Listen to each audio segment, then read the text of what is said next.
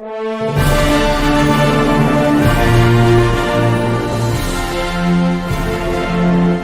school football is on the air. HavenFootball.net is pleased to present tonight's Strath Haven football game. Tonight's game is between the 2-0 Ridley Green Raiders and your 2-0 Strath Haven Panthers. And play fake back to pass his Kitchen. Looking. Wants it all down this near sideline. Has Fisher out here. Who's got it? Tiptoes inside. Give is to Kaufman off the left side. He's driving the pile into the secondary. Kaufman explodes. And he'll finish in the end zone. No flags. And the Panthers... Tonight's game is sponsored by the Swarthmorean Weekly Newspaper, true local coverage of Swarthmore, Wallingford, and surrounding neighborhoods. Published since 1893. Steve Taub's Allstate Insurance and Media. Auto, Home, and Life. You're in good hands with Allstate. Ask, alumni and friends supporting kids, helping students K through 12 to enhance their educational experience. Rose Tree Wellness Center, complete chiropractic treatments featuring ART therapies in media. We get to the root of the problem. Ducklings Early Learning Center in Wallingford, daycare for ages 6 weeks to 5 years. Sandy McCulley at Berkshire Hathaway Home Services in media. Give her a call when buying or selling your home. Scar Pagnato Plumbing. Over 20 years experience for all your plumbing needs in Wallingford. Proud Haven supporters Mary and Larry Luter. Go Haven! The Wharton Benefits Group, specializing in creating employee benefit packages to attract, retain, and award the best employees. AMF Auto Clinic, taking care of your cars since 1961. Located in Brookhaven on Edgemont Avenue. Here are tonight's internet announcers, the voices of the Strath Haven Panthers, Brian Carroll, Pete Fulgenetti, Andrew Kaufman, and Mike Mayer.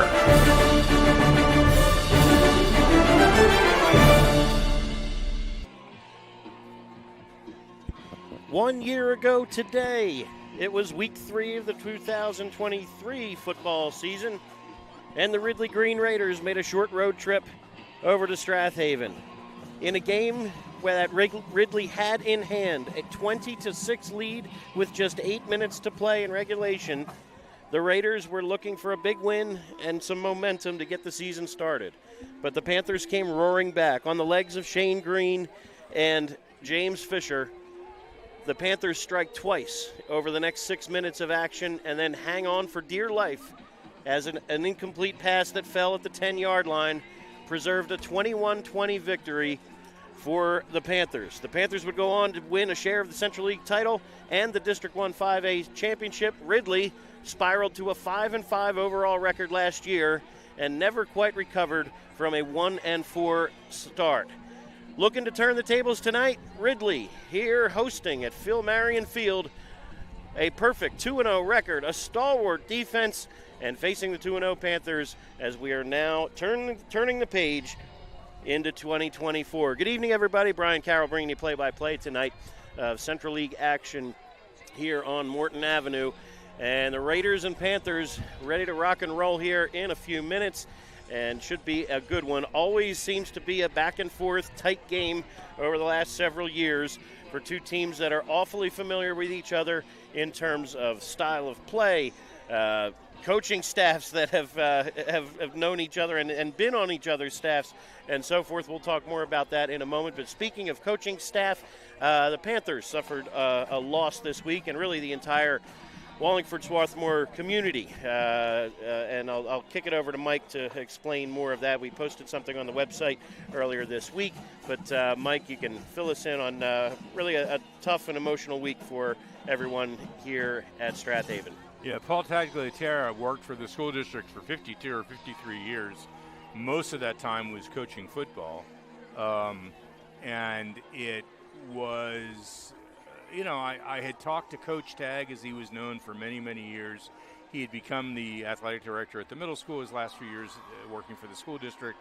We would meet, generally on election day because I worked the polls, and he would come by, he'd be working. And always a lot of conversation about football, politics. It was great fun. Tag was just a great guy. He was so appreciated by his players. He looked like he would eat you alive. If he gave you a look, it was like you became 3 inches shorter almost instantly. But he had the respect of everybody around him. Was a great football guy, great person in general, and very involved with his students, and just, whenever he saw me, he asked me how my kids were doing, which he had in football, and he was just a great guy. And it's so unfortunate. He was I think he was 78 years old, which is too young in this day and age.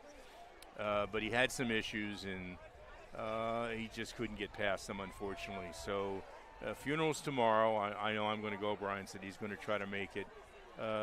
It's just, nobody gets out of this alive, but it's just so sad when somebody, you figure Coach Tagg had 5 years, 10 years more. I mean, he seemed like he was such an institution, and he just retired a year ago. So in any event, our hearts out to the family, to, their father and grandfather and husband. He was just such a fixture here. It's just going to be hard to believe this first election in November when I go to work, and he will not be stopping by, and it'll be tough. And even after retiring from the football staff just a few years back, he was still a fixture at many of these games. And a little less stressful for him, a little more fun. Got to smile a lot more just sitting back and watching and enjoying so many of his student athletes that he had watched and groomed for so many years. And Tag, we're going to miss you terribly. But again, just a giant thank you to him and his family for all they've contributed to Strath Haven football and the middle school and the high school especially over the last several decades. So Panthers hopefully can pay tribute to that tonight, and hopefully we'll see some good offensive line play. That was Coach Tagg's specialty. He coached up that offensive line especially, and the linebackers over the years, especially during those 90s state runs and so forth.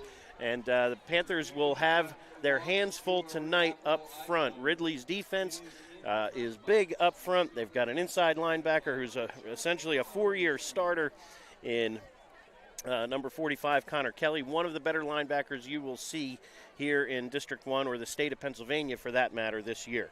And, bringing Andrew Kaufman here. Andrew, Panthers 2-0. Nothing to be upset about with the record, but this I would think is going to be their toughest test yet, leading into after 2 solid weeks of football. This will be a tough one. Absolutely, this is going to be their toughest game of the season. Always is one of the tougher games on the Central League schedule. Whenever you've got Ridley or Radnor, occasionally can have a decent team, but Ridley, Marple, Springfield, those are the 3 teams you look for on the schedule. You're like, those are going to be our toughest matchups this year. Please say Garnet Valley before we start getting mail. And Garnet Valley also as well. Don't want to leave them out of any conversation we have about football here in District 1. Them and Strath Haven have been powerhouses in the Central League and District 1 at both the 5 and 6A levels for the past several years, making deep playoff runs. So Ridley trying to get back to that playoff spot. They missed the playoffs last year for the first time in quite a while, but gained some momentum. A 1-4 start, followed it with a 4-1 effort over the last half of the season, and head coach Dave Wood trying to bring a team back that has some good experience at the skill positions. We mentioned Connor Kelly already at linebacker, but he doubles as a fullback. He's getting some carries in the early going here. He also has a 3-year starter at quarterback, Ryan Carroll, who a week ago, no relation by the way, I'm related to a different Carroll. There's another Carroll he'll talk about a couple weeks from now. Later. But in the meantime, Ryan Carroll, his father and his uncle, both quarterbacks here decades ago, and he just last week against Lower Merion with a 308-yard, 3-touchdown performance, set the all-time passing yardage mark for Ridley High School in a career. So 4,437 career yards and counting, still with 8 regular season games to play. It's a phenomenal mark at a school steeped in tradition, one of the winningest programs in state history here in Pennsylvania, but particularly that quarterback position over the years. Ridley always seems to have a quarterback that can light up a scoreboard year after year. So Ryan Carroll is going to test the Panthers tonight. They will need to find a way to get a pass rush and get him moving off his spot and see if they can be disruptive as they were at moments in last year's tilt. So in the meantime, we have a Panthers starting to work their way towards the sideline here in front of us. We are set up outside tonight, thanks to Dean Michelson, who's working on the camera for us. And we are not in the booth, so we'll have some crowd noise around us and below us. And if you're a Strath Haven fan, hopefully that's very pleasant and positive noise over the next 48 minutes of football. But you'll hear some cheers coming below us as the Panthers in their road whites, awfully familiar. They have not had a home game yet. Third straight road trip to start the season. They are in their white uniforms with silver helmets and black pants. And head coach Kevin Clancy making his way across the 10-yard line coming towards us as well. Coach Clancy, the 6th winningest coach in the history of Pennsylvania high school football. Coach Clancy with a win last week picks up 359th career win, 292 of those at Strath Haven. So Coach Clancy and his staff have the Panthers ready to roll again here with a fast start in their 2 victories over Interboro. A slugfest last week with Pencrest, and just somebody texted me after the game and said that was just a weird game, and indeed it was.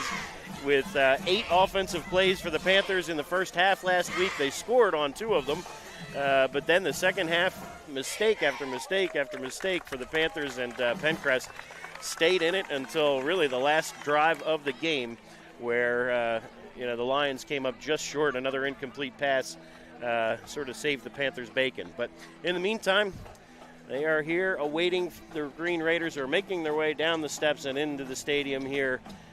They will be in all green tonight, head to toe, with white numerals, thankfully, and white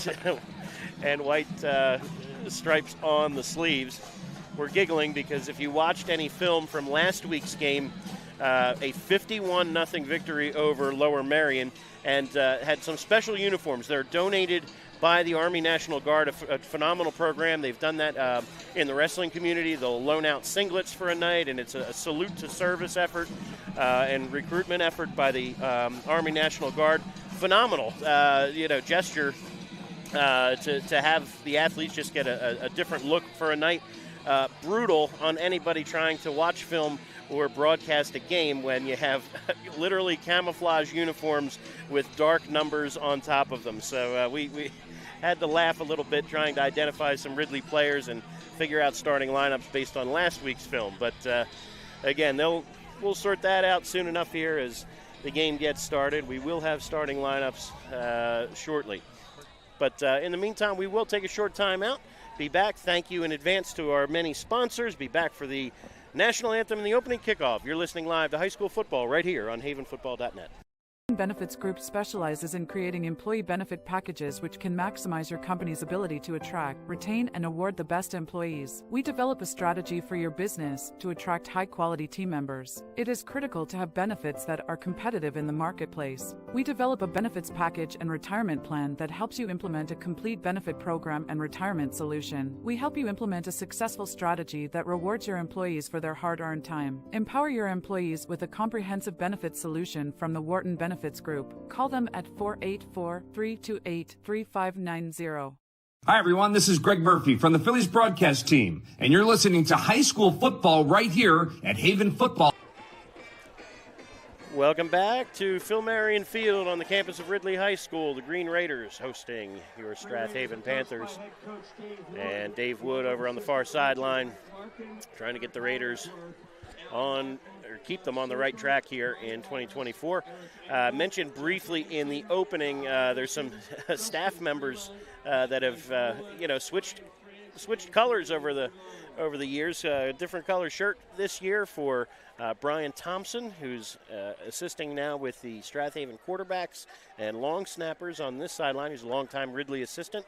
And on the far sideline, Eric Hollingsworth and Justin Fremont, both on the Ridley staff now, both Strath Haven alumni, and both who have helped the Strath Haven staff for many years as well. So lots of hellos and handshakes beforehand, and as we mentioned, a ton of familiarity with the staff members on both sides as well. So captain's meeting at midfield. For the Panthers, number 32 is Shane Green. Number 34 out of action tonight is Vince Hales. Suffered an injury last week against Pencrest. Hoping to get Vince back sometime soon, but he will not be in the lineup tonight, which will hurt on many levels. We'll get to that later. Ben Milligan wearing number 8, and number 5 is James Fisher. So a quartet of seniors for the Panthers. And for Ridley, number 45 is Connor Kelly. your linebacker and fullback. Joined by number 12, that's your quarterback, Ryan Carroll. And number 7, tight end, Jacob Bowl. He plays some linebacker as well, along with fellow senior 34, John Tinney, your long snapper, and another tight end.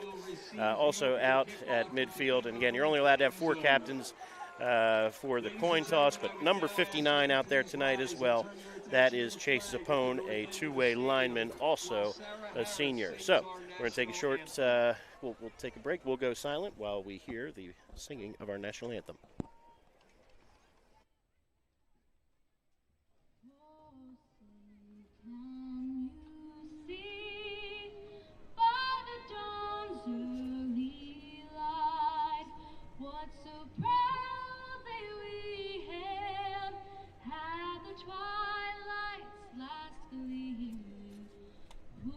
Stripes and bright stars through the perilous fight, o'er the ramparts we watched, were so gallantly streamed, and the rockets' red glare, the bombs bursting in air, gave proof through the night that our flag was still there.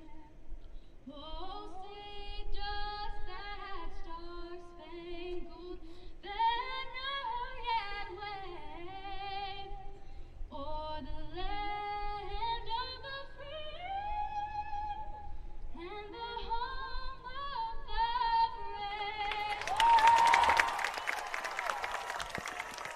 brave? There's our Star-Spangled Banner. Thank you again for joining us tonight. And we'll say hello to Pete Fulginetti, who my guess is watching at home tonight.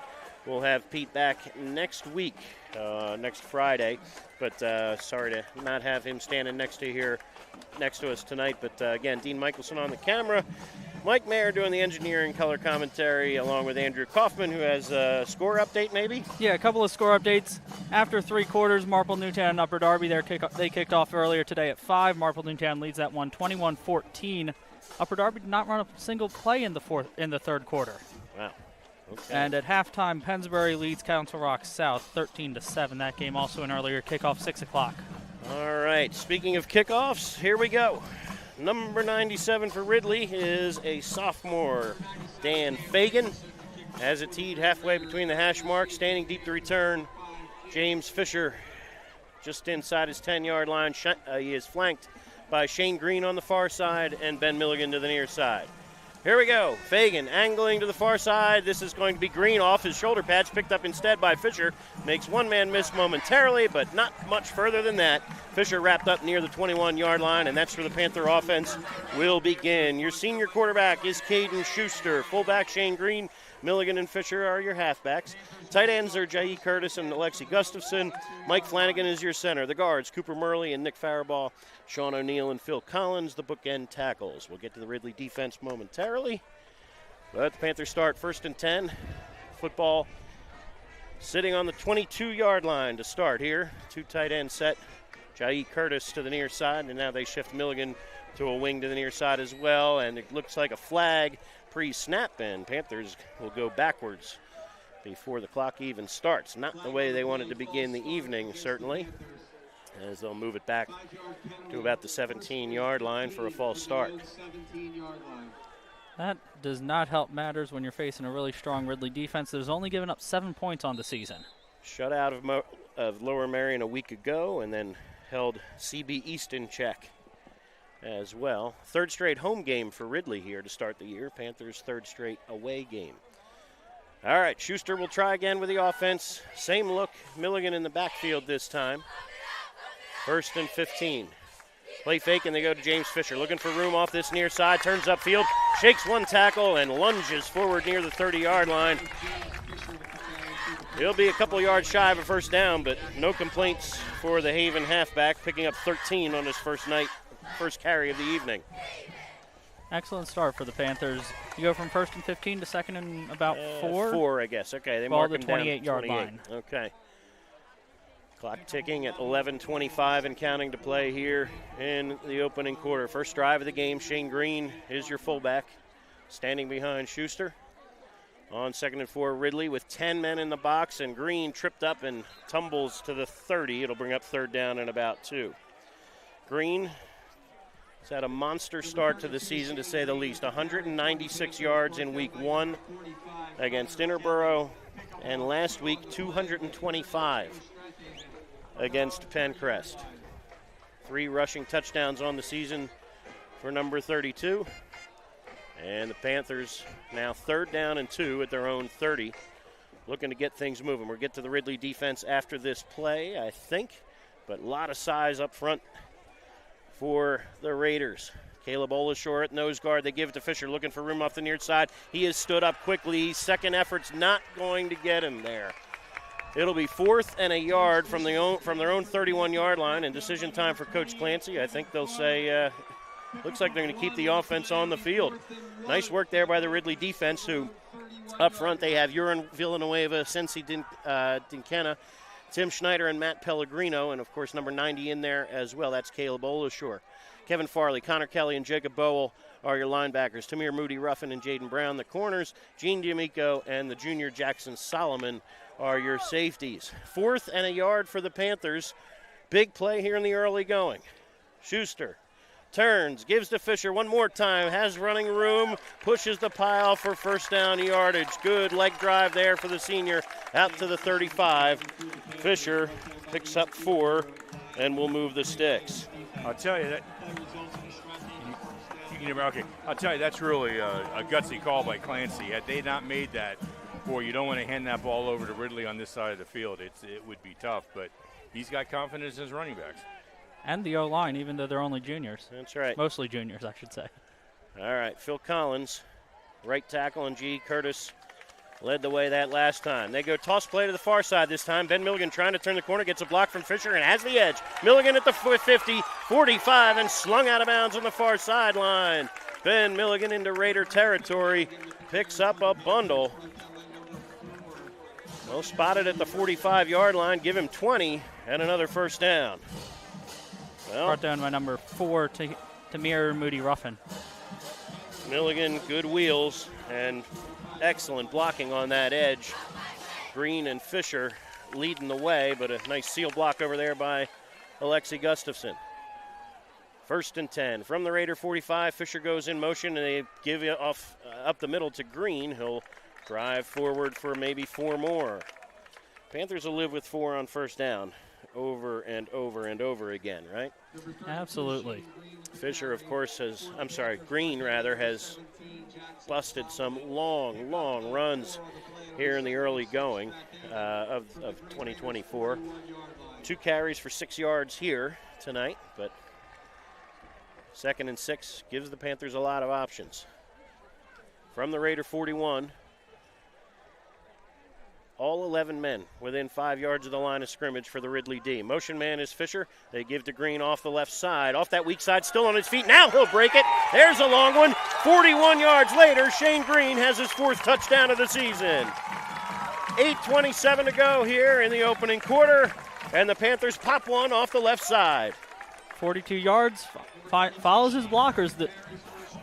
That's one of the underrated parts of this Haven offense, the running backs blocking for each other. They do an excellent job of that. You see that every year. They love blocking for each other, and you see it pay off year after year. Takes all 11 to get these plays done, especially when everybody seems to know what's coming. Steyer on for the extra point, and the freshman pounds one through. Strath Haven 7, Ridley nothing after the opening drive of the evening. See if the Raiders can answer when we come back. Glad you're listening or watching on havenfootball.net. Do you have slow-running drains? Are you thinking about selling your home or property? If so, go to scarpignotoplumbing.com and schedule a technician. They are the area's only small plumbing company to offer in-house trenchless sewer and water main repairs. They also offer sewer lateral certifications for the surrounding communities. From faucets to water heaters, they can handle all your plumbing needs. Give them a call at 484-832-5566. This is Keith Jackson reminding you you're listening to high school football right here on havenfootball.com. Welcome back to Phil Marion Field. We will do the best we can tonight with Twitter updates, but tough to do with just a little shorthanded tonight without Pete Fulgenetti here and so forth, but I'll read it to you as I type it into the phone. Shane Green pops one from 41 yards out as Panthers with a gutsy call and conversion on 4th and 1 at their own 30. James Fisher picked it up. And after a Ben Milligan 20-yard run to set it up, Shane Green breaks off his fourth touchdown of the season. And Panthers ready to kick it away to some dangerous return men. So, in the meantime, Steyer ready to kick one away. He's got Sean Manley back there, hauls it in at the 5-yard line. Turning upfield, and he's wrapped up quickly. Good coverage down there. Sorry, that was Gene D'Amico, rather, not Sean Manley. That was number 8. 8?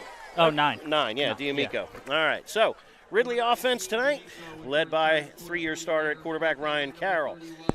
Running backs, we'll see Connor Kelly at times. Looks like he's in the huddle right now, but we will also see rotating in Kirkland Plummer. Aiden Myers is your fullback. Jaden Brown and Sean Manley are your receivers. Jacob Bowl, your tight end.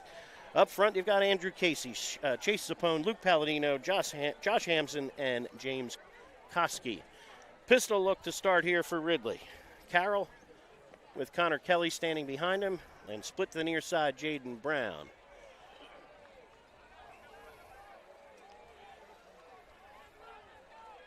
All right, here we go. Ridley is set. Wing to the right, they give it to Kelly. Straight up the middle, running room for the big 215-pounder. He's near first down yardage, and I think that should move the chains. Connor Kelly right up the middle, and there have been Ridley running backs in recent years who, are shifty, who are tough, who are fast. What you have this year in Kirkland Plummer at 5'8", 200 pounds, who stands behind Carroll right now. And Kelly, you have 2 sledgehammers. Firing to the outside, quick hitch is complete, and D'Amico slips one tackle, and Shane Green rides him out of bounds across the 45 to the 44. That'll move the chains again. Gain of 13 for D'Amico. 16.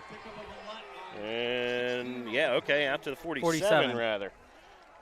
So Carroll completes his first of the night. No huddle for Ridley. Trips to the near side. Jaden Brown at the bottom of your screen. Moody Ruffin to the far side. And this will test the Panthers' conditioning as well. Ridley in a fewer two-way starters than Strath Haven tonight. And if they go no huddle, they may be able to wear you down as the game goes on. All right, here's Kelly, steps through one tackle and straight ahead running. He'll take some guys for a ride into Strath Haven territory at the 44-yard line, 2nd and 1. So Kelly with 20 yards rushing on 2 touches so far. Not too bad. Good lead block there, number 24, Myers, who's just a junior. He's winged to the far side. Slot to the near side is D'Amico. 2nd and 1, lots of options here for OC Rick Larkin as he shifts everybody to the left. They may come this way and do. Here's Kelly. Turns the corner. First down yardage and more. Slammed down by Grayson LaFrance on the corner. Speaking of LaFrance, we'll get to the Panther defensive starters here as well. Up front, Jai Curtis, Nick Faribault, Sean O'Neill, and Alexi Gustafson are your down 4. James Fisher, Shane Green, and Luke Mulhern are your linebackers. LaFrance and Van Wendell are your corners. Quinkel and Ben Milligan are the safeties tonight. First down, Green Raiders at the 37-yard line as Connor Kelly having his way at the moment. He shifts next to Ryan Carroll's hip, and they go with a little touch pass up the middle here. Jaden Brown, stutter step in the backfield, cost him a little speed there, and Mulhern wraps him up after a gain of maybe 2 or so. 2nd down and 8. We'll call that a completed pass there. Carroll to Jaden Brown, their first connection of the night. 2nd down and 8 from the Panther 35. Clock ticks, 5:45 and counting to play in a fast-moving first quarter. 2 for 2 early tonight here for Ryan Carroll, 18 yards, adding on to his already broken all-time passing record for Ridley. All right, here we go. Under center for the first time is Carroll. Wing to the left, and your tailback is Kirkland Plummer. On 2nd and 8, it is Plummer. Looking for room off the right side and has a good lane over there. Still on his feet and then driven out of bounds by Ben Milligan, but not before he picks up another Ridley first down across the Panther 25. They'll put him right on the 25. So Kirkland, another 10 yards. This reminds me a little bit about the Pencrest last week. They just, Haven had terrible trouble trying to stop Pencrest from moving. Time of possession. They got to kind of get an answer to this. Of course, as the field gets shortened, this is when they get a little more powerful. All right, everybody in tight. 2 tight ends, wing to the left, and they give it to Plummer off the left side this time, and he takes 3 tacklers for a ride. Gustafson finally hauls him down, but Plummer picks up 7 more. Powerful legs. And as we said, it's sort of a fire plug build. Spends a lot of time on that squat rack at 5'8", 200 pounds. Wrestled at 171 last year for the Raiders wrestling team. He stays in here on 2nd down and 2. Yeah, the only way to stop those guys is to take their legs out from under them. That's tough when a guy's working on making sure his legs stay still. I formation behind Carroll. Motion man is Brown, back to pass. Carroll with time, fires to the flat. Easy connection there for Kelly, who is dragged down, but again, first down yardage inside the 15. Nice tackle there by Quinn Kell. But that will move the chains one more time down to the 11-yard line. 6 more. Carroll 3 for 3 throwing it for 24 yards. Connor Kelly's first grab of the evening. And Ridley can get a first down here, so. Offensive coordinator Rick Larkin over on that far sideline, calling in the plays. He's an alumni as well. I remember calling his name about 20 years ago. 4 minutes to go here and counting in the opening quarter. It's Plummer off the left side. Oh, tripped up in the backfield there. Good penetration that time from Gustafson, but I think he stepped on his own man on that one. We'll call it no gain. Brings up 2nd down and 10. We'll try to check the film on that one. We will try to get you score updates from elsewhere as the evening goes on. Checking out of the game for the Panthers, number 73, Paul Oblek, who was in there for pass rush purposes at moments. O'Neal back in at defensive tackle. And now we got a whistle pre-snap and timeout Strath Haven. They want to talk it over with 3:27 to go here in the opening quarter. All right, stick with us. Be back in 30 seconds. Raiders knocking on the door when we come back on havenfootball.net. Or buying a home is serious business, and for serious business the key to your success is to work with an experienced agent. Sandy McCulley has over 20 years of real estate experience and is a seller representative specialist as well as a certified residential specialist. Sandy specializes in Delaware County real estate. Sandy conveniently works out of the Media Berkshire Hathaway Home Marketing Center in Media. Let Sandy's experience be your advantage in today's multifaceted real estate market. Give Sandy a call at 610-368-6641. This is Merrill Reese, voice of the Philadelphia Eagles, and you're listening to high school football right here on havenfootball.net. Welcome back to Phil Marion Field. Strath Haven 7, Ridley nothing. But Ridley nearing pay dirt here with 2nd down and 10 from the Panther 11-yard line. Shotgun look for a wildcat look, and Solomon takes the snap looking for a receiver. He'll be buried in the backfield. Quinn Kell crashing in hard, makes the stop, and the junior safety makes Solomon pay. Well covered there. That's they've had that wildcat look for years now, and Solomon actually had 2 touchdown runs a week ago. This time was looking to throw it. Instead, they lose 8 back to the 19-yard line, and now you're looking in 3rd and about 18 or so. So Solomon sacked by Quinn Kell, his first sack of the season. And Ryan Carroll back in shotgun formation. Motion man Logan Bubb. Back and looking that way, fires to the flat. It's Bubb who makes the catch, turns upfield, and he's wrapped up quickly. Nice work there by LaFrance, keeping containment, and James Fisher on the stop back near the 12-yard line. Gain of about 7 on the play. Carroll to Logan Bubb for the first time tonight. And now Ridley 4th looking and 11. to keep the offense on the field. Yeah, you're looking at a 29-yard field goal if you wanted to try that. But instead, Ridley will go. Here we go. 4 completions on this drive for Ryan Carroll to 4 different receivers. Panthers have to account for everybody here.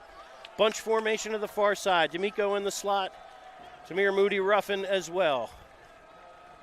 Brown split to the left. Carroll on 4th and 11. Steps up in the pocket, has time. Grabbed and dragged down. He goes. Paul Oblek in on the pass rush. Drops him for a loss of 1. And the Panther defense holds tight with 1:48 to go in quarter number 1. Phenomenal pass coverage. Phenomenal pass coverage. Phenomenal pass rush, too. Carroll looked to step up in the pocket. Well disciplined by Oblek to realize he was stepping up, break it, get out off his block, and bring the quarterback down. Oblek with that 6'5" frame used every inch of it to grab hold of that jersey and drag Carroll to the turf at the 13. So loss of 2 on the play. Panther offense back on the field with that 2 tight end set and a wing tee behind Caden Schuster.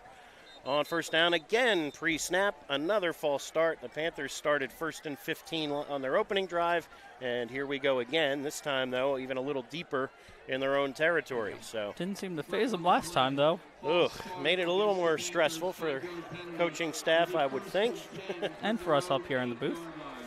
Now you're inside the 10-yard line here with 1:46 to go here in quarter number 1. All right. So Caden Schuster brings in the play. Clock still stopped, and the Panthers try again now and send tight end to the far side, Jai Curtis. To the near side, Gustafson. Motion man is Ben Milligan. Play fake, Schuster back to pass, looking. He wants it all down the far sideline. Out there is Fisher, incomplete. Very good coverage. Jaden Brown there to knock it away. Pass just a hair underthrown. Fisher had to slow down just a bit, and Brown able to recover and break it up out near midfield. So the Panthers take a shot down the field there, and that would have been a biggie.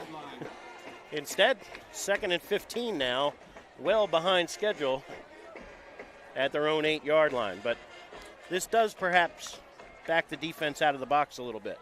Hopefully, but all right, here we go. Still 7-man front here for Ridley. 2nd and 15. Milligan goes in motion, give inside on a counter to Fisher for maybe a yard. Maybe 1 or 2 there for Fisher, and nice job right there by the Ridley defense staying home. Connor Kelly with another tackle. He had double-digit tackles last week against Lower Merion and picking up where he left off as Fisher dropped after a gain of 1. Already his 3rd tackle of the night, I have. Gustafson Gustafson out. Luke Mulhern checks in as a split end to the far side here. Clock continuing to melt on this first quarter. We're inside of a minute to go. 2 wide receivers to the far side. On 3rd and 14, Schuster back, fires to the flat. It is incomplete. Very well covered. James Fisher on a flood route to that far side. Could not haul it in, and nice coverage underneath there by Jacob Bowl was lurking as well. So 4th and 14, and the Panthers will bring the punt unit on for the first time tonight. So Schuster 0 for 2 throwing it. Did not have to throw it at all in week 1 and 0 for 1 last week. So still looking for that first completion of the season. Here, Ridley looking to get the ball on the Strath Haven side of the 50. Logan Bubb stands deep to return the punt here from Ben Milligan. Milligan lets it go. High wobbler. It'll be Bubb who makes the fair catch signal and catch at the Panther 36-yard line. So nice work there by Bubb to set up Ridley with a short field here and test this Panther defense in the final 48 seconds to play here in quarter number 1. Well, Panther defense, we knew this would be a test. And the short field here will not help matters as Ridley brings in Kirkland Plummer as your running back. D'Amico's in the huddle as well. And they break the huddle with 2 wide receivers, a tight end to the near side, Jacob Bowl, and your wing is Aiden Myers. Carroll on first down. The give is to Kirkland Plummer. Looking for room off this edge. Has it. He does have the edge. Shakes one tackle and then is banged out of bounds by number 16. That's Brady Nangle. And Plummer didn't say, okay. He's a little slow to get up there. So Mulhern, rather, on the tackle, not Nangle. From the 29, Ridley with a second down and about 3. Plummer on the right hip of Carroll, and they shift the tight end and the wing to the right. Carroll, they go to the backside, and Plummer will have first down yardage with that extra lean across the 25 to the 24. 5 more yards for Kirkland Plummer, who had 100 yards and a touchdown in the opening night victory over CB East. Clock restarts here after they've reset the chains. 25 seconds and counting to play. And I think Coach Dave Wood is going to say, we'll take it to the other end of the field. Ridley is going to jog it to the sideline and watch the last 10 seconds of quarter number 1 melt. Strath Haven 7, Ridley nothing. And the Green Raiders knocking on the door once more when we come back for second quarter action on havenfootball.net. Nagging soft tissue injury, chronic joint pain? Give Rose Tree Wellness Center a call and see Dr. Tom O'Brien for a complete diagnosis and treatment. Dr. O'Brien specializes in active release techniques, ART. ART can deal with many issues, including chronic shoulder, knee, and ankle pain. Rose Tree Wellness Center also offers a complete series of massage therapy as well as general chiropractic care. Don't spend another day in pain. Call 610-789-5555 and make an appointment today. This is Merrill Reese, voice of the Philadelphia Eagles, and you're listening to high school football right here on havenfootball.net. Welcome back to Ridley High School. Brian Carroll bringing you play-by-play. Andrew Kaufman, Mike Mayer, and Dean Michelson doing all of the hard work here for our broadcast. Thank you again to our terrific sponsors for making sure we are able to do this week after week now on havenfootball.net. Strath Haven leading 7-0 here after the first quarter of play, but defense has been on its heels for most of the evening so far. Ridley had a long drive stall near the 10-yard line on their opening drive, and after the Panthers went 3 and out, had a short field to work with. This drive started at the 36-yard line. So now 1st and 10 from the 24. Senior quarterback Ryan Carroll has the Raiders on the move one more time. Slot to the near side is Jaden Brown, and now they shift. Again, everybody over here to the right, and they'll run that way with Kirkland Plummer. Straight ahead he goes, and again, he is carrying tacklers with him. Gustafson goes for a ride down near first down yardage again. Let's see where they spot it. Put it down at about the 15. It'll be 2nd and 1. Yep. Goodness gracious. Plummer running hard, and the Panthers will just have to get lower to get under that 5'8" frame. Did a better job that time. Shane Green stacks them up quickly, but didn't need much to pick up the first down, and they'll move the chains again after a gain of 3 more. So Panthers dealing with a Raider hurry-up offense right now. Paul Oblick checks back in on the defensive side of things. Panthers go with a more of a goal line look here. Connor Kelly and Plummer in the game together for the Raiders in the offensive backfield. So pick your poison right there. There's only so low you can get on a guy that's only 5'8". That's right. 2 sledgehammers on either side of Ryan Carroll here on 1st and 10. From the 13, motion man to the near side. Panthers in a man-to-man look, and they fire to the flat. It's Connor Kelly with room. Turns inside. Milligan's got him by the ankle, but he slips it and dives into the end zone for a Ridley touchdown. 10:56 to go, and it looks like this may be coming back. There's a flag sitting back near the 10-yard line, and we will see. We will check the flag. So at the moment, Ridley's on the board thanks to a 13-yard touchdown catch and run. They're going to pick up the flag, so no flag, touchdown Raiders, and extra point pending. Ridley with a chance to tie. Ryan Carroll to Connor Kelly from 13 yards out. Their second connection of the evening already. And on for the extra point. Number 20. Oh, a new kicker tonight. Okay.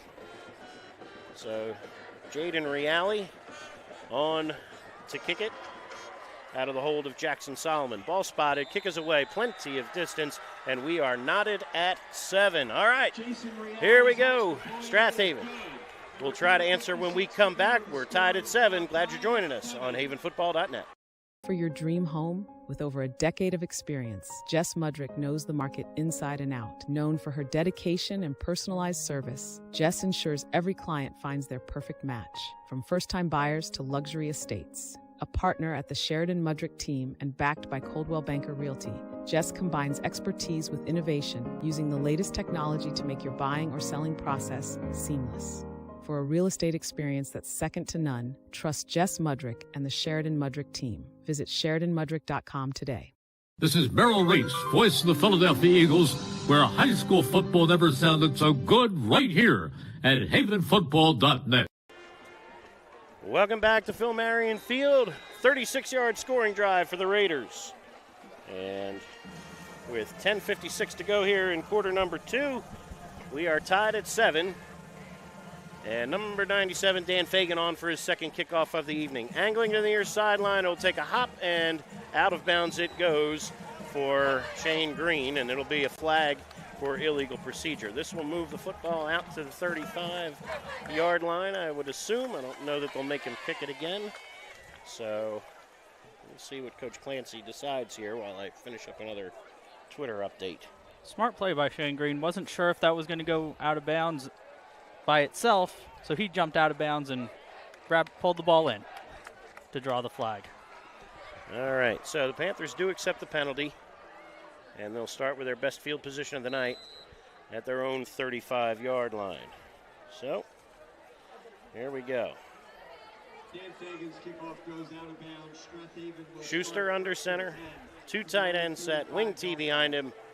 On 1st and 10, 10 men in the box for Ridley. On the sweep to the far side, looking for room is James Fisher, trying to get that edge, does not find much. Good pursuit from the Ridley defense that time.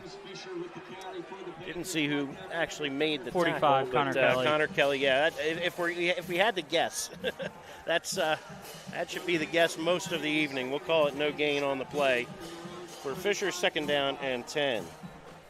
So the Kelly's Panthers got excellent speed sideline to sideline. And 6'1", 215 pounds coming at you. That's a lot of momentum when he catches you. He creeps up, now backs out, about 3 yards off the line of scrimmage here. 2nd down and 10 for the Panthers. Again out of the wing T, it's Shane Green straight ahead, pushing the pile for 5, 6, maybe 8 yards. Green will bring up 3rd down and short here as the Panther fullback pushes out to the 42. Green, 4 carries now for 54 yards, and the Panthers score. Luke Mulhern checks into the game here as well. Gustafson checks out. 3rd and 3 from their own 42. Panthers trying to get something going here offensively. Give those defensive starters a chance to catch their breath, perhaps. A lot of shifting here for the Ridley defense. DeKenna shifting to the left, play fake, back to pass, firing to the flat, incomplete. Wide open was Fisher, pass just off the mark, and then an excellent play to get his hand on it by number 28. That's Kevin Farley in the flat here. Fisher, if he catches it, he's probably running a long, long way. But 4th and 3 on their side of the 50. Coach Clancy and the Panthers decide to kick it away. All right, good work there by the Ridley defense. Another 3 and out for the Panthers here after a good opening drive. Things have slowed down considerably. Milligan to kick it away. Logan Bubb awaits near his 20-yard line. Milligan gets it away. High, terrific kick. Bubb juggles it, picks it up, and now picks it up. He signaled fair catch and can't advance that. So, well, They're going to put it down, I guess, at the 21-yard line. Good kick there from Milligan. 38. And after the muff, not great field position here for Ridley, but certainly a whole lot of momentum. Haven's going to have to find a way to stop them. I mean, this is, they have really, they stopped them once, they scored now, and they feel the momentum. Haven's got to make that. They've got to nose over, they've got to grab their legs, they've got to get, a play here or there that gives them a loss or a very low gain. All right, here we go. 3 wide receivers here for Ryan Carroll in the gun. Shifts Kirkland Plummer to his left, and they give it to Plummer. Looking for running room, straight ahead, shakes a tackle, and he drives forward again for a gain of 7 or 8. Let's see where they spot it. That's Shane Green on the tackle, but good patience there for Plummer. 5. Okay.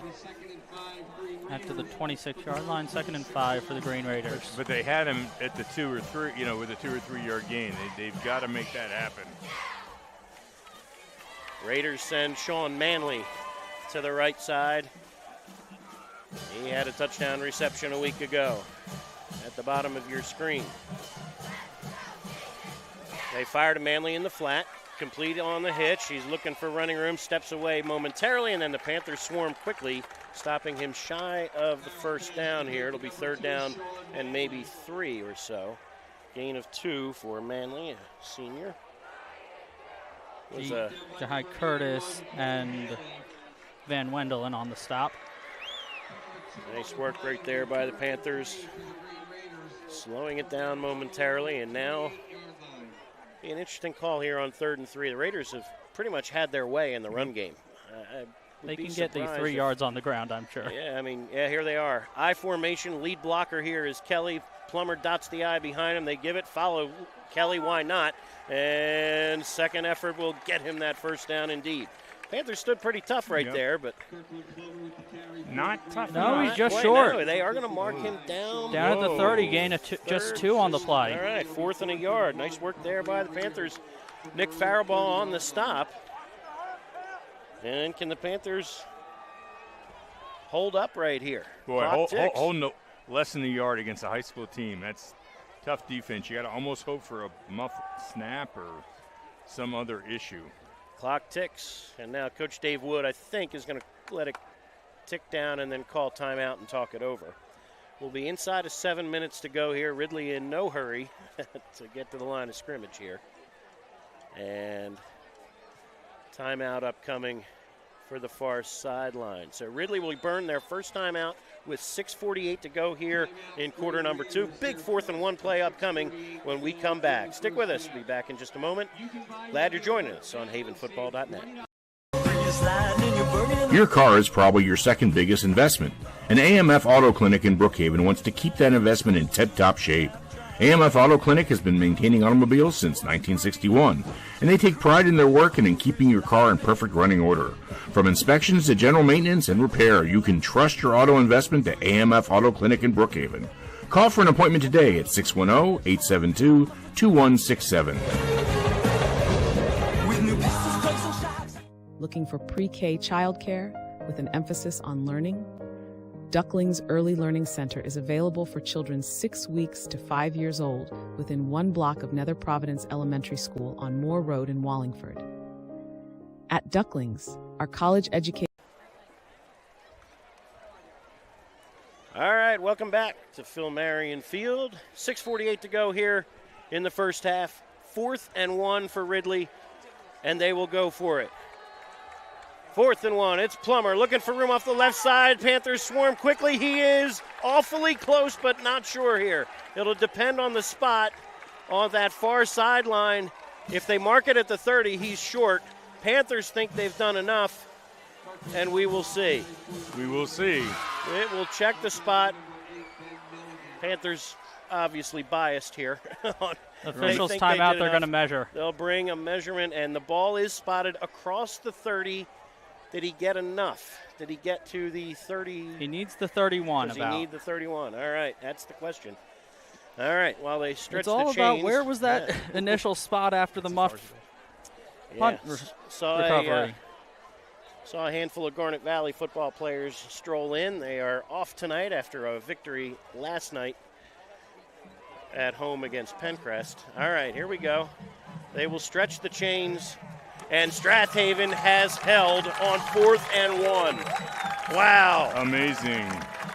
Absolutely Panther amazing. offense takes over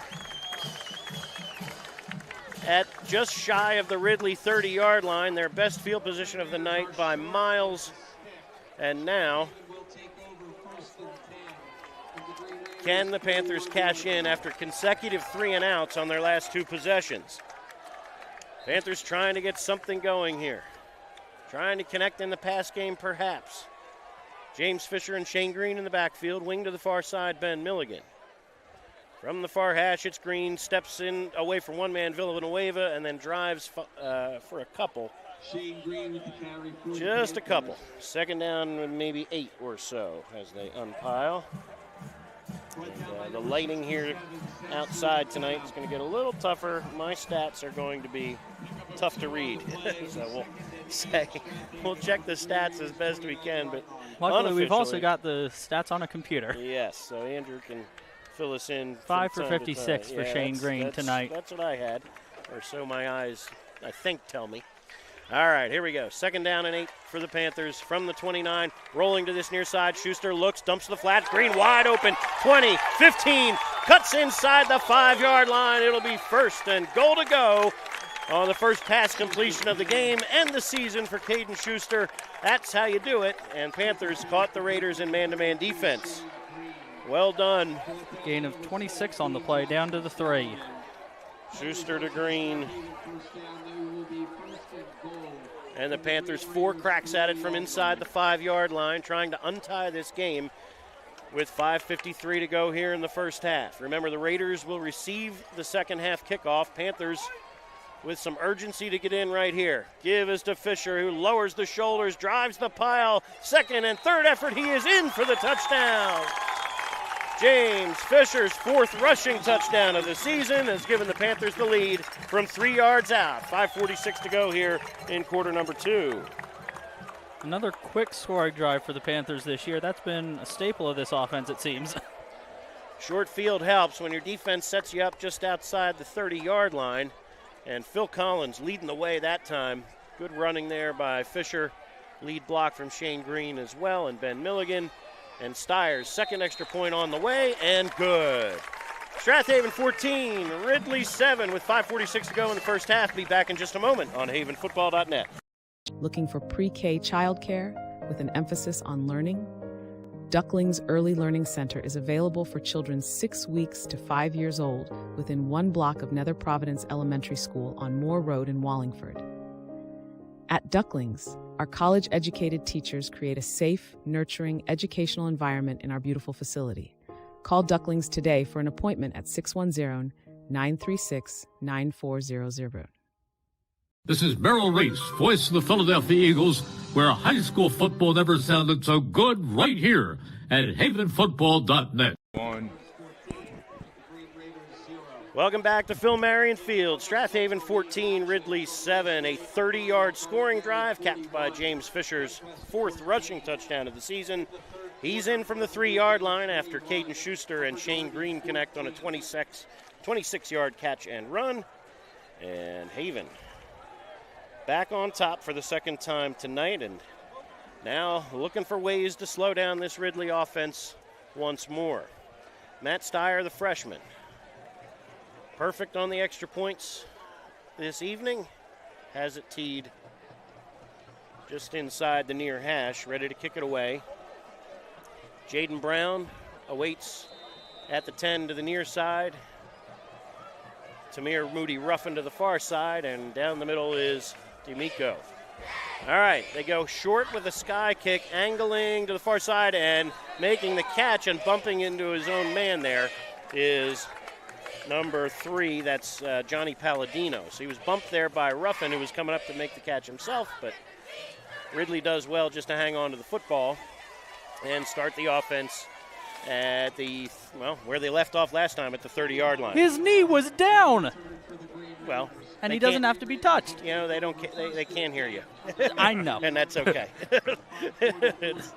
That's all right. Here we go. They'll forward progress, we'll call it, out to the 30-yard line. And Sean Manley split to the near side this time. Jaden Brown to the far side. Connor Kelly directing the offense out of that shotgun.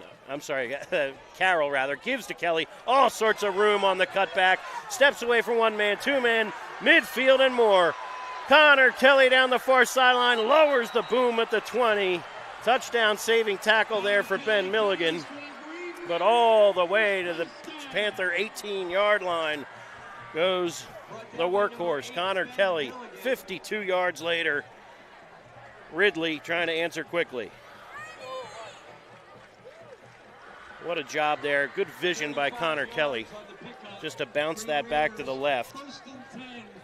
They're actually going to say he stepped out at the 25. Oh, all right. Well, that saves the Panthers about 7 yards. Yep. See if that makes a difference. No, we'll see. It makes a difference taking Kelly back to merely a 45-yard run. He'll get a breather on this play. Kirkland Plummer back in the game. They play fake to him. Down the middle he goes. It's incomplete. Looking for Jaden Brown, who juggled it momentarily, and then Ben Milligan makes sure with the shoulder at the hash mark. And now you've got an injury in the offensive backfield. Oh, you never want to see this. So Ridley player down with 5:28 to go here. It'll be 2nd down and 10 when we resume, but in the meantime, Panthers will come to the near sideline and take a breather while they attend to the injured Ridley player. We're going to take a short time out, say thanks to a couple of our sponsors here, and be back in a moment on havenfootball.net. Alumni and Friends Supporting Kids is a fiscal partner of the Foundation for Wallingford Swarthmore Schools. ASK strives to bridge the gaps in access to educational resources so that WSSD students have a holistic school experience. ASK helps students K-12 with items, services, and resources to support and enhance their educational experience with a focus on academic, artistic, athletic, and social enrichment. ASK scholarship forms are available on the WSSD website as well as through the school counseling department. Hello everyone, I'm Ron Jaworski, former Philadelphia Eagles quarterback, and you're listening to high school football right here on Haven Football.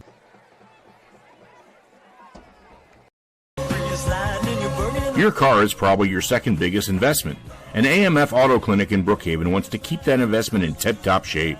AMF Auto Clinic has been maintaining automobiles since 1961, and they take pride in their work and in keeping your car in perfect running order.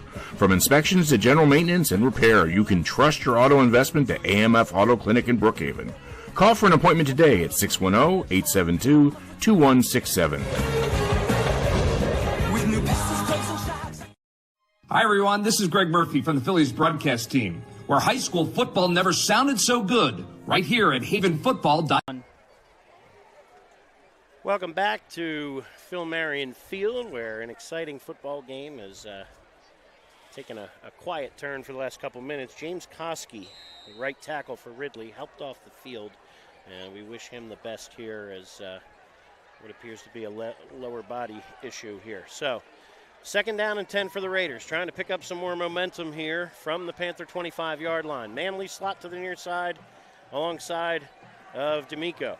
Jaden Brown comes in motion, and they fire to the flat here. Brown looking for running room. Panthers have him hemmed in nicely. Jaden Brown, not much room there. That was actually a lateral. We'll call that a run, I believe, and backwards for maybe a yard or so.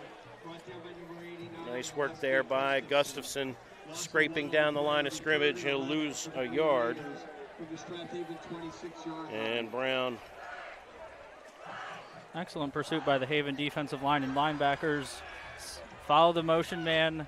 He gets the pitch in the backfield, and they break on it quickly and make the tackle. 3rd and 11. We'll see if the Panthers can get a pass rush here. Paul Oblick in the game at defensive tackle. Nick Faribault bumps out to the end. 2 receivers to the left, 1 to the right here for Ryan Carroll. Kelly in the backfield with him. Play fake, back to pass. Has a nice pocket, collapses quickly, and down he goes! Nick Faribault squashes him for a loss of 2. 4th and 13 upcoming.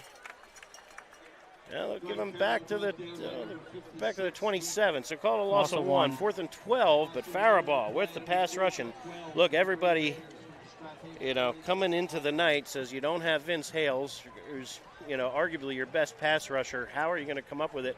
Panthers have 2 sacks already. And, some of that, a good bit of that, I would say, is thanks to the coverage. There's been terrific coverage downfield. Carroll has, in these obvious passing situations, hasn't had many options. Excellent coverage from a mostly underclassman secondary. Panthers try to get one more stop here. Motion man is Sean Manley. On 4th and 12, Ryan Carroll with a shotgun snap. Rolling left, has a man in his face, and he's going to be slammed down again. Gustafson and Jai Curtis dropping back at the 35. And the Panther defense gives the offense the ball one more time now with 3:38 to go before halftime. Wow. Well, that's an impressive stance, that's for sure. That is a very impressive series from this Haven defense. No Vince Hales, no problem for the pass rush. 3 sacks already for the Panther defense. And that's really a coverage sack as much as anything else. Yeah. I mean, the pressure also got home pretty quick. Yeah, they tried to move the pocket to the left there, and still no luck there for the Raiders. 1st and 10, play fake, back to pass, looking down the middle. Fisher is out there. It is incomplete, just overthrown. Schuster looking for Fisher yet again, just have yet to connect on. They've been close on a number of those targeted 4 times so far, and just out of the reach here. Fisher on the post. Had a step inside of Jaden Brown there. That was still pretty good coverage over Ridley. Yeah. I mean, yep. Brown, one of the few guys that can stay with James Fisher, I think, stride for stride in the Central League. There's only a few of those guys in the Central League.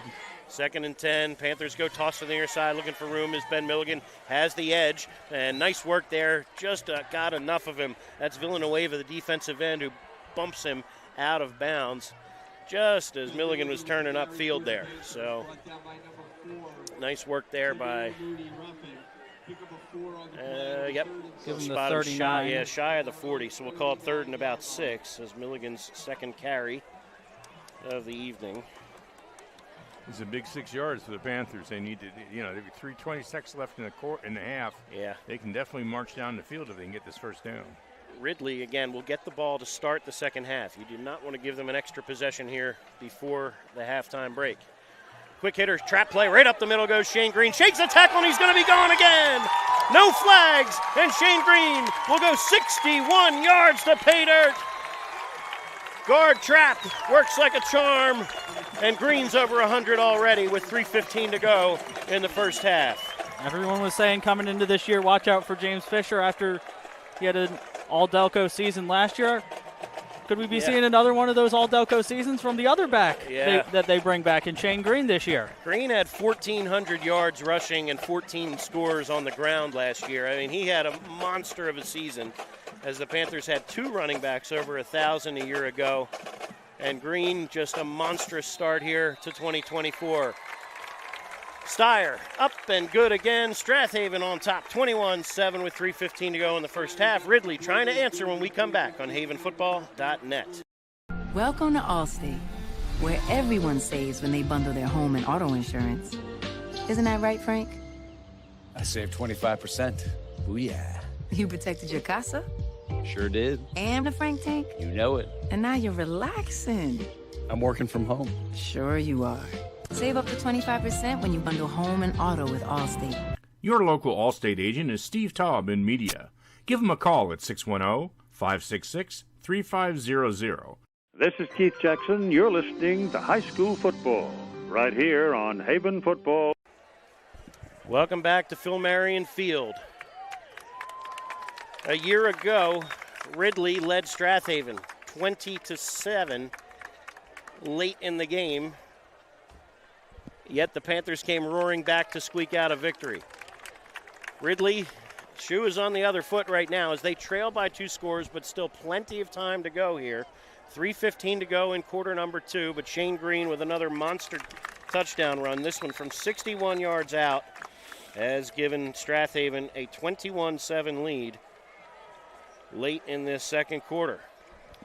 All right, Ridley still has had their moments on offense, trying to get something going, and again, we'll receive the second half kickoff. And a nice kick there by Steyer to split the return men. It rolls into the end zone for a touchback, and long field in front of the Raider offense here as they'll start at the 20-yard line, Mike. Yeah, I said when we were on the commercial, I said, Green had a great run, but let's give it to the offensive line who's sealing off the linebackers, sealing off the linemen. I mean, Green's got the room to run, and then he breaks it because, Ridley, as many teams will do, is playing 10 in the box, and once you get through that secondary, the linebackers, there's nobody back there. So when you're pulling guards and sealing off that lane, it's nothing but Green. Pardon the expression. Yeah, pun intended. All right, here we go. Ryan Carroll still with a dangerous offense here in front of him. Hands to Kirkland Plummer, who, shoestring tackle just as he was starting to get going. Luke Mulhern hanging on for dear life, and nice work there by Kirkland Plummer to pick up maybe 7 or so. 2nd and 3. Yeah. From the 27-yard line. Carroll, slant, complete. Oh, incomplete. Jaden Brown had both hands on it. Could not squeeze that one. I think he heard footsteps. I mean, think he was so going to too. get decked. Milligan made him pay for on that last drive with a big hit, and that was a similar pattern, similar result there. And Milligan put a little bit of a shoulder into him. Not as big as the previous play, but Carroll letting him know he's there. If he caught the ball, he would have got nailed. And I think the ball would have come out. Yeah, well, maybe. Ryan Carroll completed his first 6 passes of the night. He's missed on his last 2 now. But still, 3rd and 3, very manageable here for the Raiders. In the backfield, Connor Kelly. They give it to him. The big guy, flag on the play. We'll check here.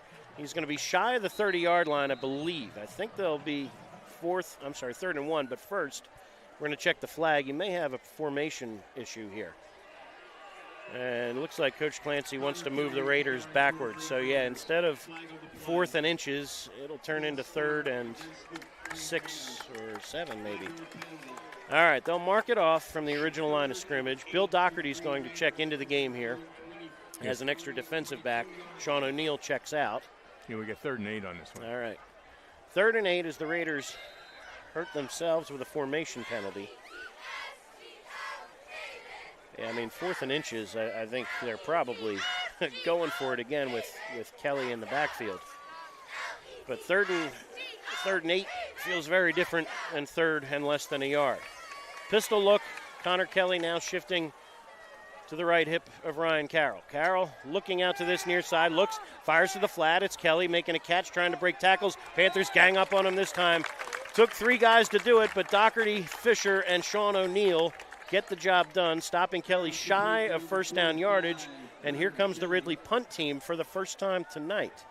Yeah, and I think that's a good move. Yeah. Ridley's in trouble, and they can't give up another touchdown. Nice work there by the swarming Panther defense. Ben Milligan and James Fisher await near the midfield stripe. See if the Panthers come after this one with 2:36 to go here in the second quarter. Curtis is coming after it. Good high kick, signaling fair catch as Ben Milligan makes the grab on one knee at the Panther 43-yard line. And the Strath Haven now, flag on the field first. Let's see. Is it after the kick? Or now you're going to, well, let's see. All right, holding on again, Strath Haven. It seems to be after the kick, though. So it'll be backed up from where Milligan caught the football. So, all right, Panthers at one moment seem to be in pretty good shape there at the 43-yard line. Instead, they'll back it up 10 yards from there. Clock's stopped here with 2:30 to go. Strath Haven with all 3 timeouts, correct? Two. Two. They took one early in the first quarter. Yep, on defense. Each team has 2. 2 timeouts. And just a 5-yard penalty back to the 38. All right. Silver and black. 2-score lead here. Would love to tack on another one here before the halftime gun. Wing to the far side. Milligan He's alongside the tight end, Jai Curtis. They run that way, looking for room. James Fisher steps through 1 tackle, 2 tackles, and wow, wiggling his way, slashing across the 40 to the 41-yard line. James Fisher picks up 8. Second down and 2 as Fisher just weaving through Ridley tacklers. Yeah, he may not have the size the other kid has, but boy, he can definitely move a pile. Fisher wing to the near side this time. Second down and 2. Quick hitter to Shane Green. Trap play again. This one goes for far less than the 61 of last time. But but 45, look at the average. Yeah, they'll move the chains anyway. First down yardage for the senior fullback to the 45. Clock continuing to tick. 1:45 and counting to play here in the second quarter. Schuster jogs in the play, and now they may need to use a timeout here. Coach Clancy and Schuster not on the same page here, but maybe they can hustle it in quickly. 1:33 and counting to play here before halftime. Panthers still looking for a signal from the back judge. Still have time on the play clock here. 7 at the line of scrimmage there for Ridley. They counter crisscross, looking for him off the right side. It's James Fisher who's across the 50 to the 49. Brings up second down and 4. James Fisher with the carry for the Panthers. Nice work there by Fisher, getting the legs going. They've tried to feed him the football a good bit here in this first half. Targeted him 4 times in the pass game, have yet to connect there, but Fisher with 8 carries here in the early going. Taking an awful lot of time between plays. Checks out for Mulhern. Mulhern split end to the near side. Clock ticks, 45 seconds and counting to play here before halftime. Milligan in motion, play fake, back to pass, looking at wheel route. Wide open is Fisher and overthrown. Schuster had a shot right there. Fisher uncovered. Uncovered is right. All right. Clock stops with 39 seconds to go here before halftime. And, Panthers, look, even though they haven't connected much in the passing game tonight, it does give the defenses something to think about. To say, look, if they get a little more, if they connect, these are all going to be big, big plays with the kind of speed they have running loose in that secondary. So, Panthers still with 2 timeouts. Third down and 4 right here from the Ridley 49-yard line. Milligan comes in motion to the near side. Quick hitter to Shane Green. Looks for him off the left side. Sheds 1 tackle. He has a first down, and that should stop the clock momentarily as he picks up 5 or 6. All right. This will stop the clock. Timeout Strath Haven with 32 seconds to go. We'll take a short timeout with them. Be back in 30 seconds. See what the Panthers can do with the final 32 ticks on the first half clock on havenfootball.net. The Swarthmorean Weekly Newspaper has partnered up with havenfootball.net. The Swarthmorean was established in 1893 and is a true community newspaper and covers the Wallingford-Swarthmore School District as well as events in Swarthmore, Wallingford, and surrounding communities. Get your copy every Friday at 320 Market or Swarthmore Co-op, or go to swarthmorean.com for a mailed or digital subscription. For all the local news, read the Swarthmorean every week. Hey fans, this is Todd Lights, public address announcer for the Los Angeles Dodgers, and you are listening to high school football right here at havenfootball.net. Welcome back to Phil Marion Field. Strath Haven leading 21-7. Have first and 10 at the Ridley 43-yard line rather. And 1 timeout remaining before halftime. So, Schuster walks into the huddle with a split end, Luke Mulhern. Panthers still trying to come up with some connection in the passing game. Schuster 1 out of 6 throwing it. The one connection to Shane Green went for 23 yards and set up James Fisher's touchdown. Trying to make that happen again here. It's Fisher, run off the right side. He'll pick up a few across the 40 to about the 39 or so. Clock ticking, 24 seconds, 23 seconds. They'll put it back at the 41, so gain of just a couple there for Fisher.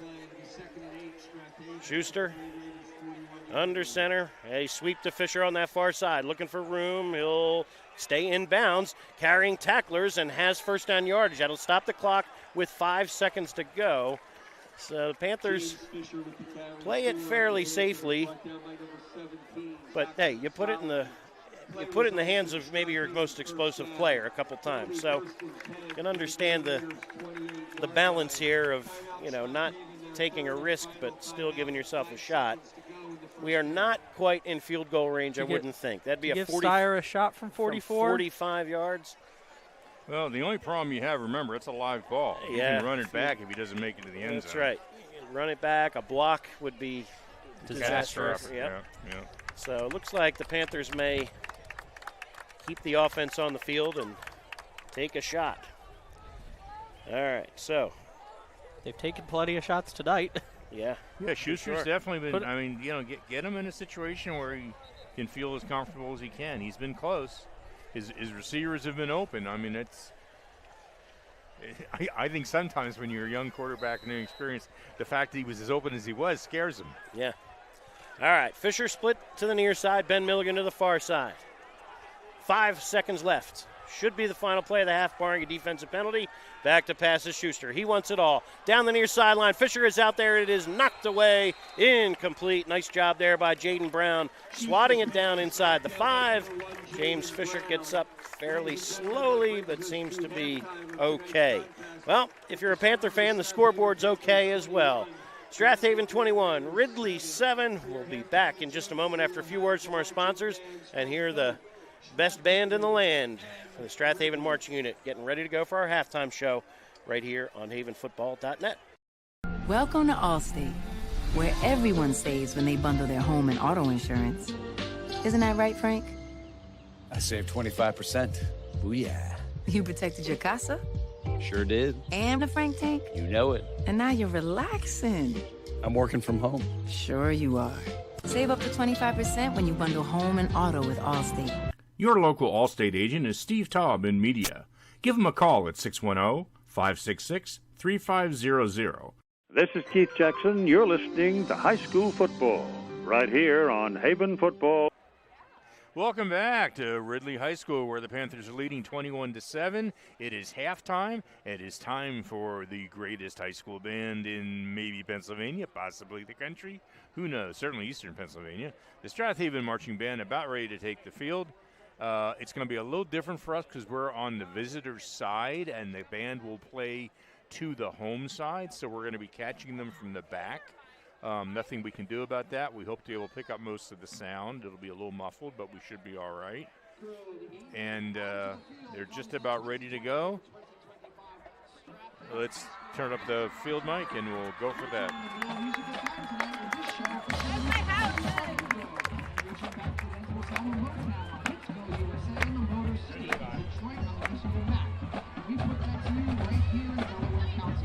The student leadership team is led by team directors over there. Caroline, Gary, Sophie, Lynn, Bennett, and Sandra Wong will dominate the success. Olivia Heisek-Twell and Kristen Saylor. In 2021, she came up with the hook and then the song appeared on her album. It was an instant hit. We asked, did you just get your driver's license? Well, good for you. This is Olivia Rodrigo. I want your glasses. I think you guys told me that.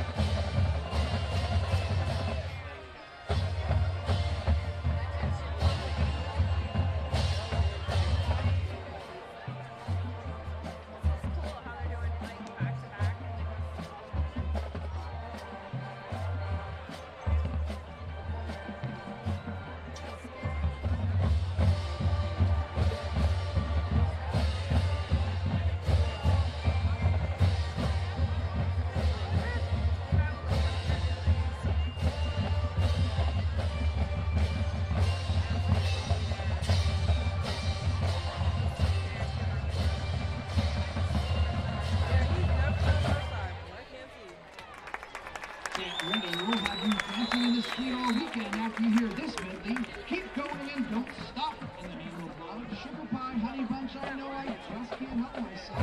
So pitch out for all weekend.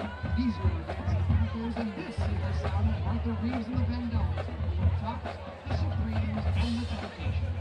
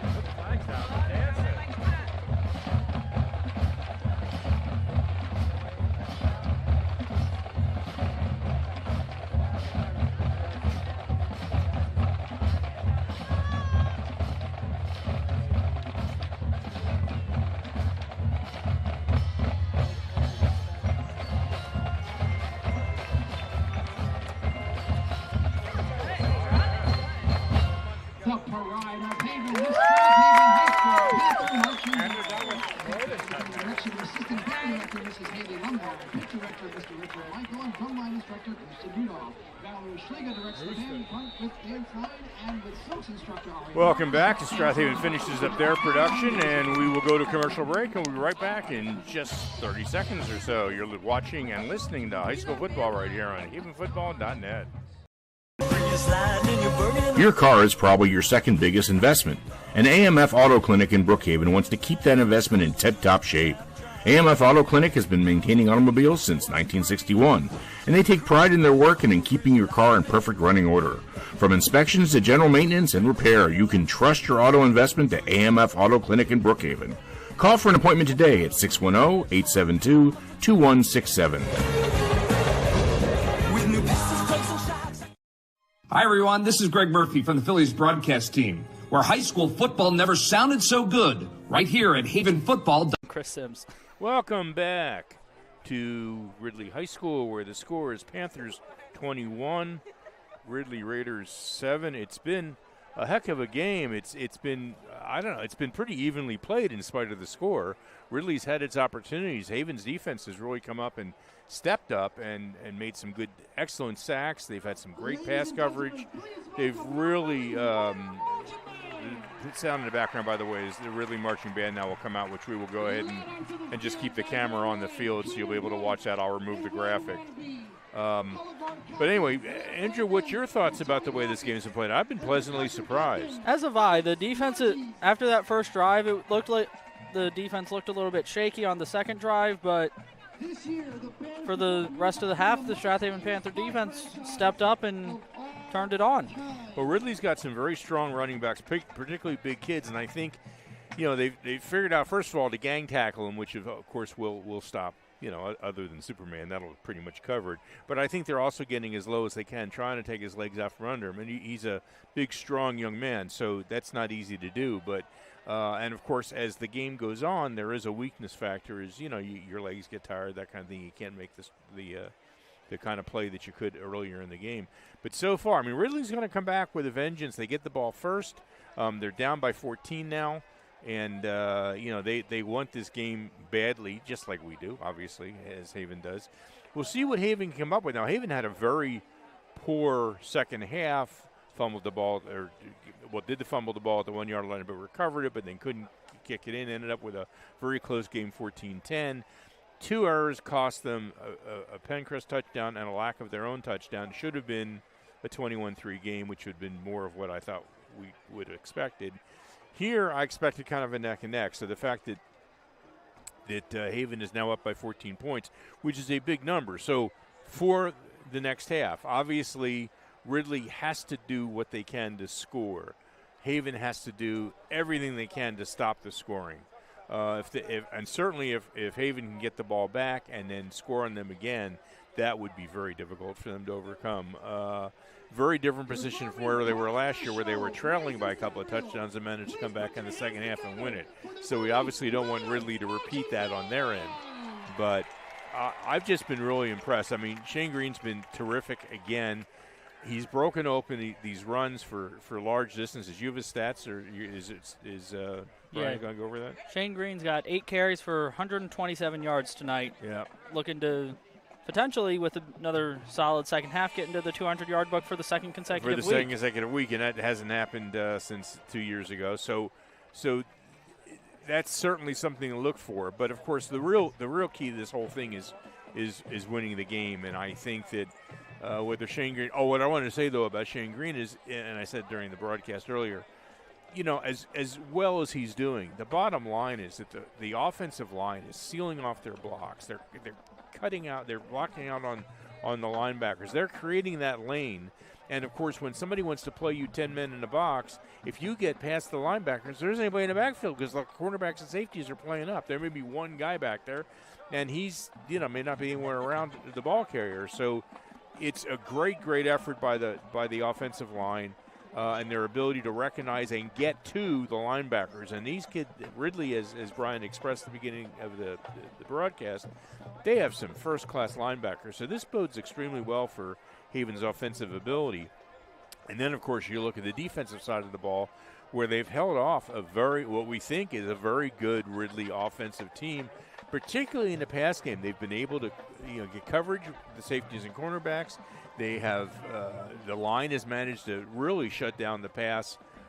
He doesn't have a lot of time to throw it. He's starting to roll out more to try to get away from that pass rush.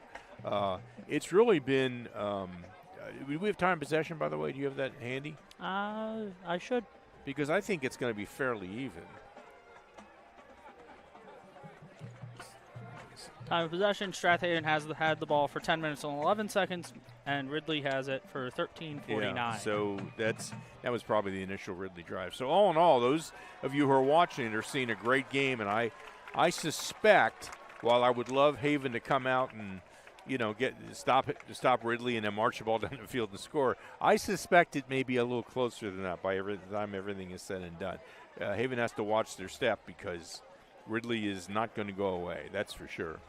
They have an explosive offense. We saw that last week against Lower Marion. They're able to put points up on the board, and they can do that. Strath Haven's defense has showed, at least in the first half, they're up to the task. Can they stay up to the task in the second half and fight through fatigue with a lot of guys going both ways for Haven and only a couple of guys going both ways for Ridley? Yep, we'll see what happens. So let's go to a commercial break. We'll come back, and Brian will have some more stats and other information that he always is interested in. So we'll be back in just a minute or so. You're watching and listening to havenfootball.net. Alumni and Friends Supporting Kids is a fiscal partner of the Foundation for Wallingford Swarthmore Schools. Ask strives to bridge the gaps in access to educational resources so that WSSD students have a holistic school experience. Ask helps students K through 12 with items, services, and resources to support and enhance their educational experience with a focus on academic, artistic, athletic, and social enrichment. Ask scholarship forms are available on the WSSD website as well as through the school counseling department. Hello, everyone. I'm Ron Jaworski, former Philadelphia Eagles quarterback, and you're listening to high school football right here on Haven Football. And welcome back to Phil Marion Field.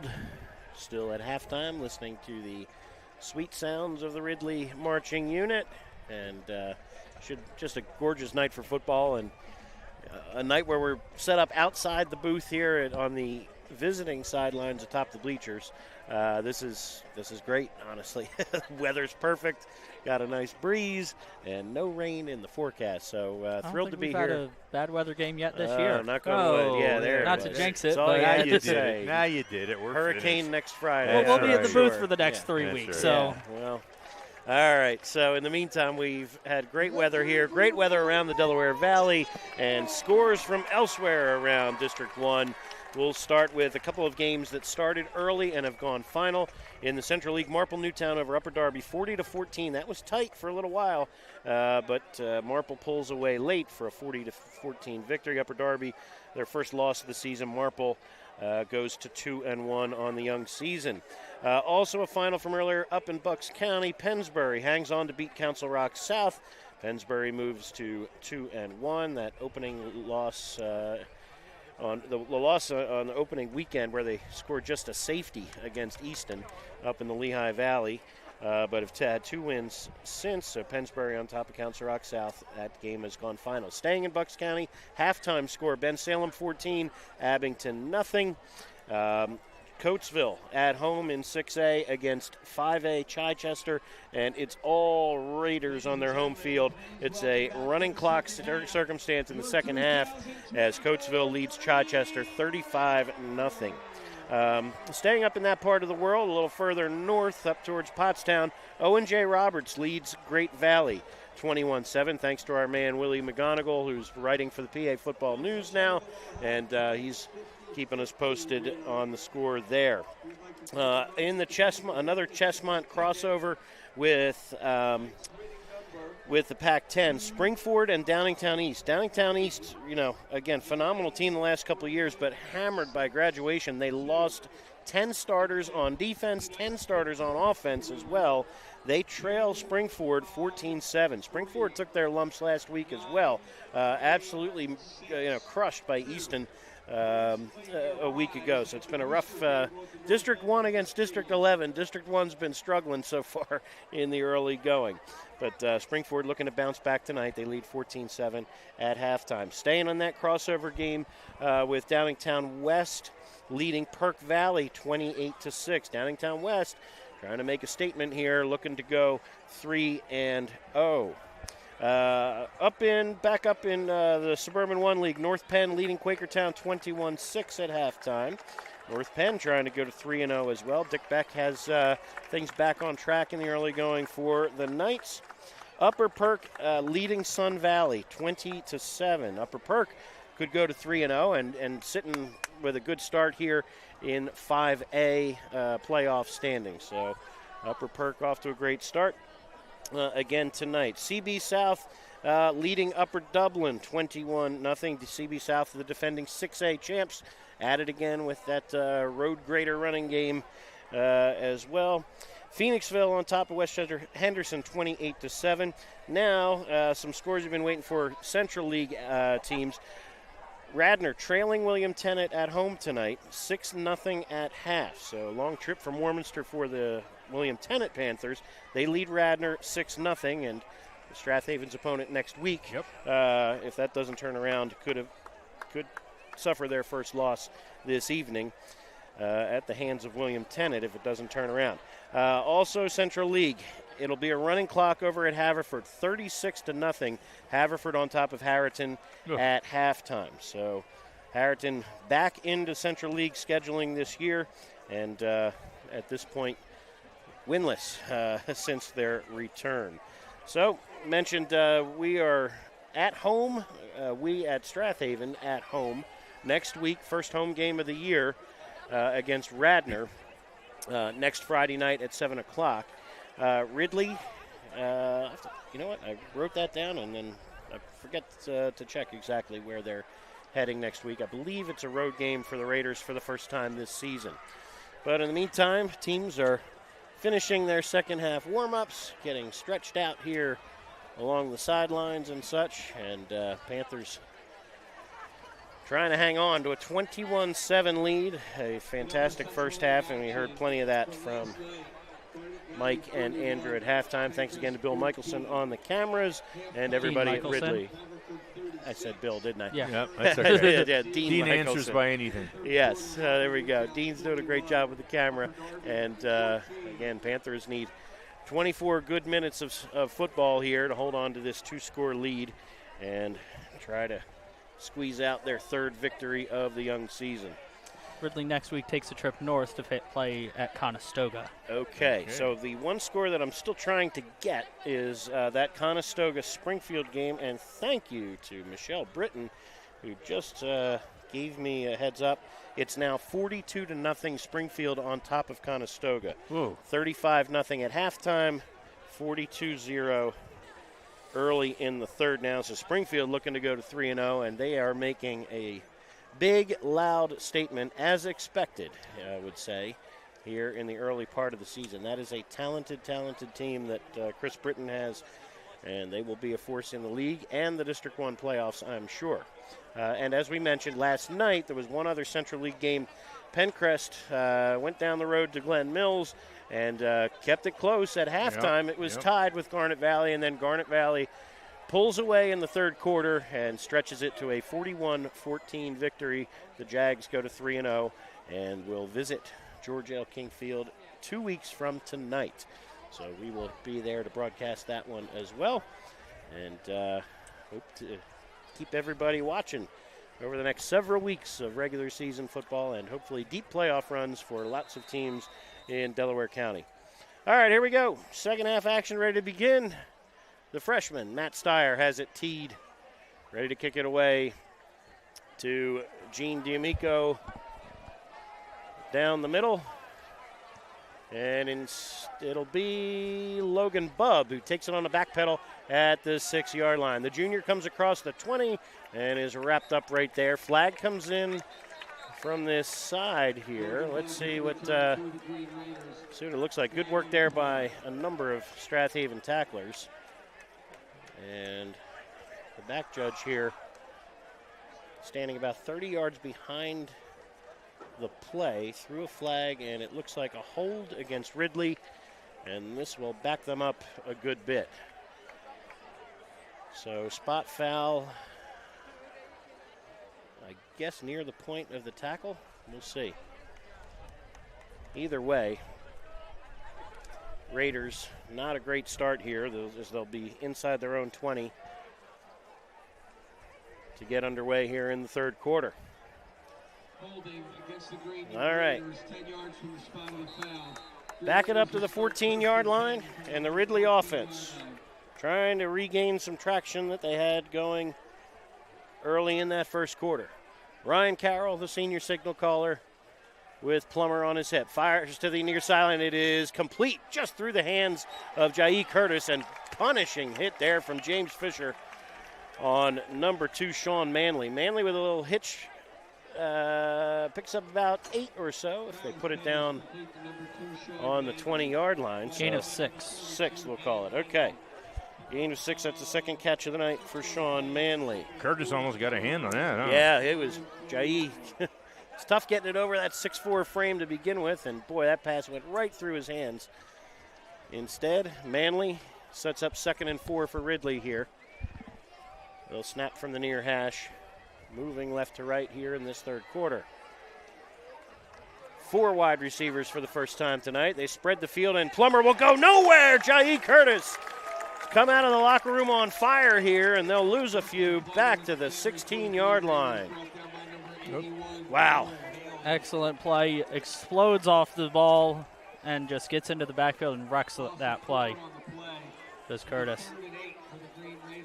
3rd and about 8 back to the 16. And look, there are times we've seen over the last couple of years where Jai Curtis just seems unblockable. And when he's when he's ready to go and uses that technique along with the 6'4", 250-pound frame, and here they nearly jump and do. Oh, Curtis, there's the Carroll curse, right? The minute we say something good, it doesn't seem to go well. All right, Panthers jumped off sides there. That shift seemed to get the Panthers a little anxious here. And it'll turn it to 3rd and 3. Much more manageable here for the Ridley offense with 10:25 to go here in the third. Connor Kelly in the backfield takes the handoff from Ryan Carroll. Stretch play to that left side. Kelly trying to go north-south but couldn't. They string him out, and Luke Mulhern and friends there to meet him with Alexei Gustafson. Panther defensive line is starting to really assert themselves, Mike. Absolutely. They're really starting to get their legs. Now we're at 4th down and 3. Loss of 2 on the play. Good work there 4th by and 5. Gustafson and Mulhern. And the punt team comes on. Fisher and Milligan await near midfield. Kick is away, angling towards Milligan, signaling fair catch, making it at the 46-yard line with 2 Green Raiders in his face. And the Panther offense now with a little hop in their step. Mike Flanagan, the center, Phil Collins, Cooper Murley. First guys out on the field. That's 3 guys that don't play too much on the defensive side of the ball, so maybe some fresh legs here for the Panther offensive line with 9:46 to go here in the third quarter and a 2-score lead. Panthers would love a clock-melting drive here. Or a touchdown. Or both. Maybe both. Let's do both. Touchdown, both is good. 3 yards at a time. All right. 8 in the box here for Ridley to start this third quarter. Give is to Shane Green off the left side. He'll bump through 1-2 tackles and lunge across the midfield stripe to the 49. 4 tough yards for Green, who had 127 yards on 8 carries in the first half, and 2 of the 3 Panther touchdowns. Schuster jogs in the play, and now we've got a whistle, and James Fisher down on the ground. So we'll take a short time out, see what the Panthers can come up with here, and hopefully good news here for James Fisher. He will hobble off. You know what? we won't take a timeout. Okay. Bill Doherty's going to check in.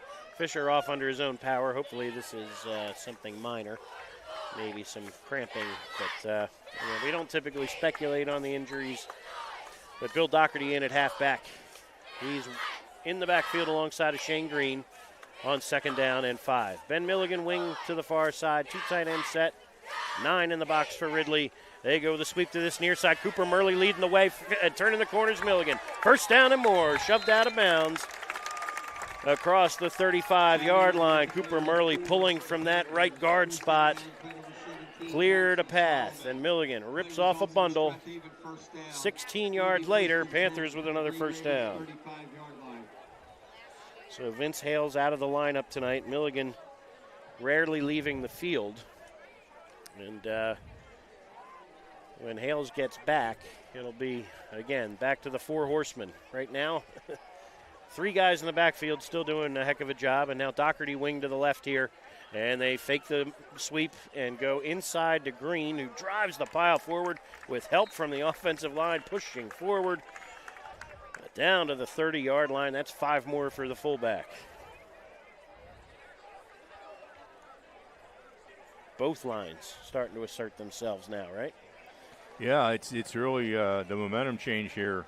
I really expected a better drive out of Ridley, and I think it was Haven's defense that just put the kibosh on that and has really changed the lay of the land here. Wing to the right is Milligan alongside the tight end, Jai Curtis. And now they shift Doherty to a wing left. It's Milligan off the left side, cuts up the middles, keeps his feet to 1st down yardage. He's dropped down inside the 24-yard line. In on the stop. Big number 90. It's Ja'Kai Brackett. I'm sorry. Not 90, not 80. Caleb Olashore. I tell you, you're seeing Ridley's linemen really hesitate when the runner comes at them with the ball because they're so afraid they're going to get faked out of their shoes. They're kind of staying pat, which allows the runner to get by. 49 yards rushing now for Milligan. He's in the backfield again. They go Green off the left side. Hop step to the outside, and he'll be dragged down, and it looks like this may be coming back. Late laundry on the field. I think you're getting an illegal block in the back as Green got the edge. So we'll see what this turns into. Spot foul. We called holding. It was a hold. Yeah, flag was sitting on the 20, I think. Or the Mark it from 19, the 19. maybe. All right, so the Panthers will try again. 1st down and what? 18? 18 maybe or so. All right. 1st and 16. Okay. 16, okay. Clock continues to melt here in the 3rd quarter. Strath Haven started this one at their 43-yard line. Now we'll shift. Luke Mulhern split end to the far side. Tight end to the near side, Jai Curtis. 1st and 16. Schuster turns and gives. This is running room for Milligan again. Turns inside and will be near 1st down yardage. Nice shifty run there for Milligan. It looked like he was about to give himself up, go out of bounds. Instead, squares the shoulders and takes it inside the 15. Down to the 14, 2nd and 1. Give him 15 on that last carry. Wow. Well, they are really handling the Ridley defensive line now. And this is just going to get tougher for Ridley because they're actually, I think they're tiring a bit. If the Panthers can run left and right along with being between the tackles, this is could be dangerous. And pushing the pile forward on the quarterback sneak and picking up a 1st down, I believe, is Caden Schuster. Looks like he'll be down to about the 12-yard line. All right. 2. There go the Garnet Valley contingent. I guess they've seen enough. Yep. They have both these teams on their schedule in the next couple weeks. 2 weeks from now, facing Strath Haven, and then week 10, Garnet Valley's homecoming is with Ridley. That could have playoff implications for sure, possibly Central League title implications, but that feels like a long way off. That is a long way off. In week 3. All right, 1st and 10 for the Panthers. And the sweep to the near side. This is Milligan takes a hit out of bounds, but crowd and student section wanted a a flag there for a little extra. They won't get it. And Milligan stopped at about the 8-yard line, give him 6. Yep. Milligan, 72 yards rushing on just 6 carries so far. And, of course, Haven can get a first down here if they need it. All right. 6:34 to go here in quarter number 3. Flanagan over the football at center. Shane Green is your fullback with Milligan alongside of him. They go inside. This is Green shedding tacklers, driving the pile. That's some conditioning right there. The squat rack takes Green into the end zone for the 3rd time tonight. 6:27 to go here in quarter number 3, and that's some want-to right there. Yep. Green will not be denied from the 8. And the Panthers have a 3-score lead for the first time tonight. Matt Steyer. His older brother Tim kicked here for a few years. And younger brother Matt on for the extra point. This one plenty long enough, right down Broadway. And the Panthers lead 28-7. Stick with us. Be back in just a moment. An impressive drive here to start the 3rd quarter on havenfootball.net. Looking for pre-K childcare with an emphasis on learning? Ducklings Early Learning Center is available for children 6 weeks to 5 years old within 1 block of Nether Providence Elementary School on Moore Road in Wallingford. At Ducklings, our college-educated teachers create a safe, nurturing, educational environment in our beautiful facility. Call Ducklings today for an appointment at 610-936-9400. This is Merrill Reese, voice of the Philadelphia Eagles, where high school football never sounded so good, right here at havenfootball.net. Welcome back to Phil Marion Field. Strath Haven leading Ridley 28-7 with 6:27 to go here in the 3rd quarter. A 57-yard scoring drive. Very impressive. All of it chewed up on the ground, mostly on the legs of Ben Milligan and Shane Green. And Green's 3rd touchdown of the evening has given the Panthers some breathing room here midway through the 3rd.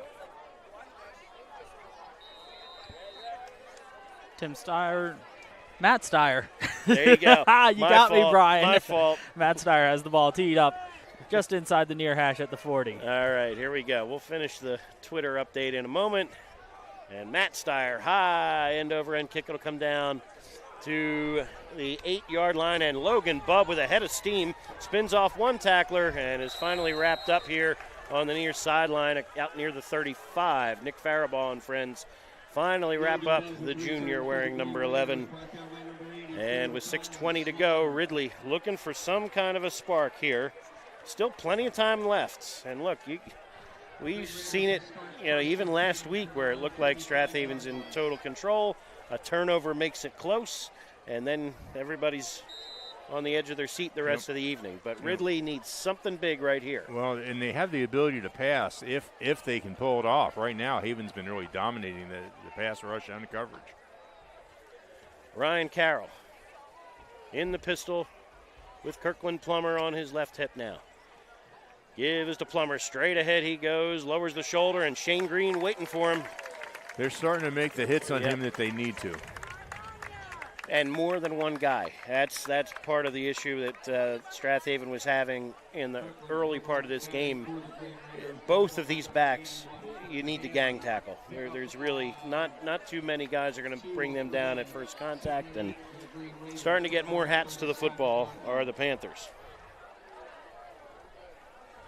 Ryan Carroll with Plummer again on his left hip. 4 wide. Looks out to the left side. Fires complete, and good hit. Great catch and an excellent job hanging on to that football by Jaden Brown. Gain of 9 on the play. Bring up 3rd down and 1, but nice work by Grayson LaFrance. So LaFrance has Ridley shy of the sticks there with that tackle. And gain of 7 on that last throw and catch. Jaden Brown's 3rd catch of the evening. And none of them for double-digit yardage. So Ryan Carroll hasn't even hit double-digit yardage on the game yet. On the it's been slow Slow going here for in terms of individual completions. That will get the sticks moving, though. Nice job there by the left side of that line, and Carroll takes it into Strath Haven territory to the 45-yard line. Gain of 11 on the play, and Ridley maybe getting that spark here that we were talking about.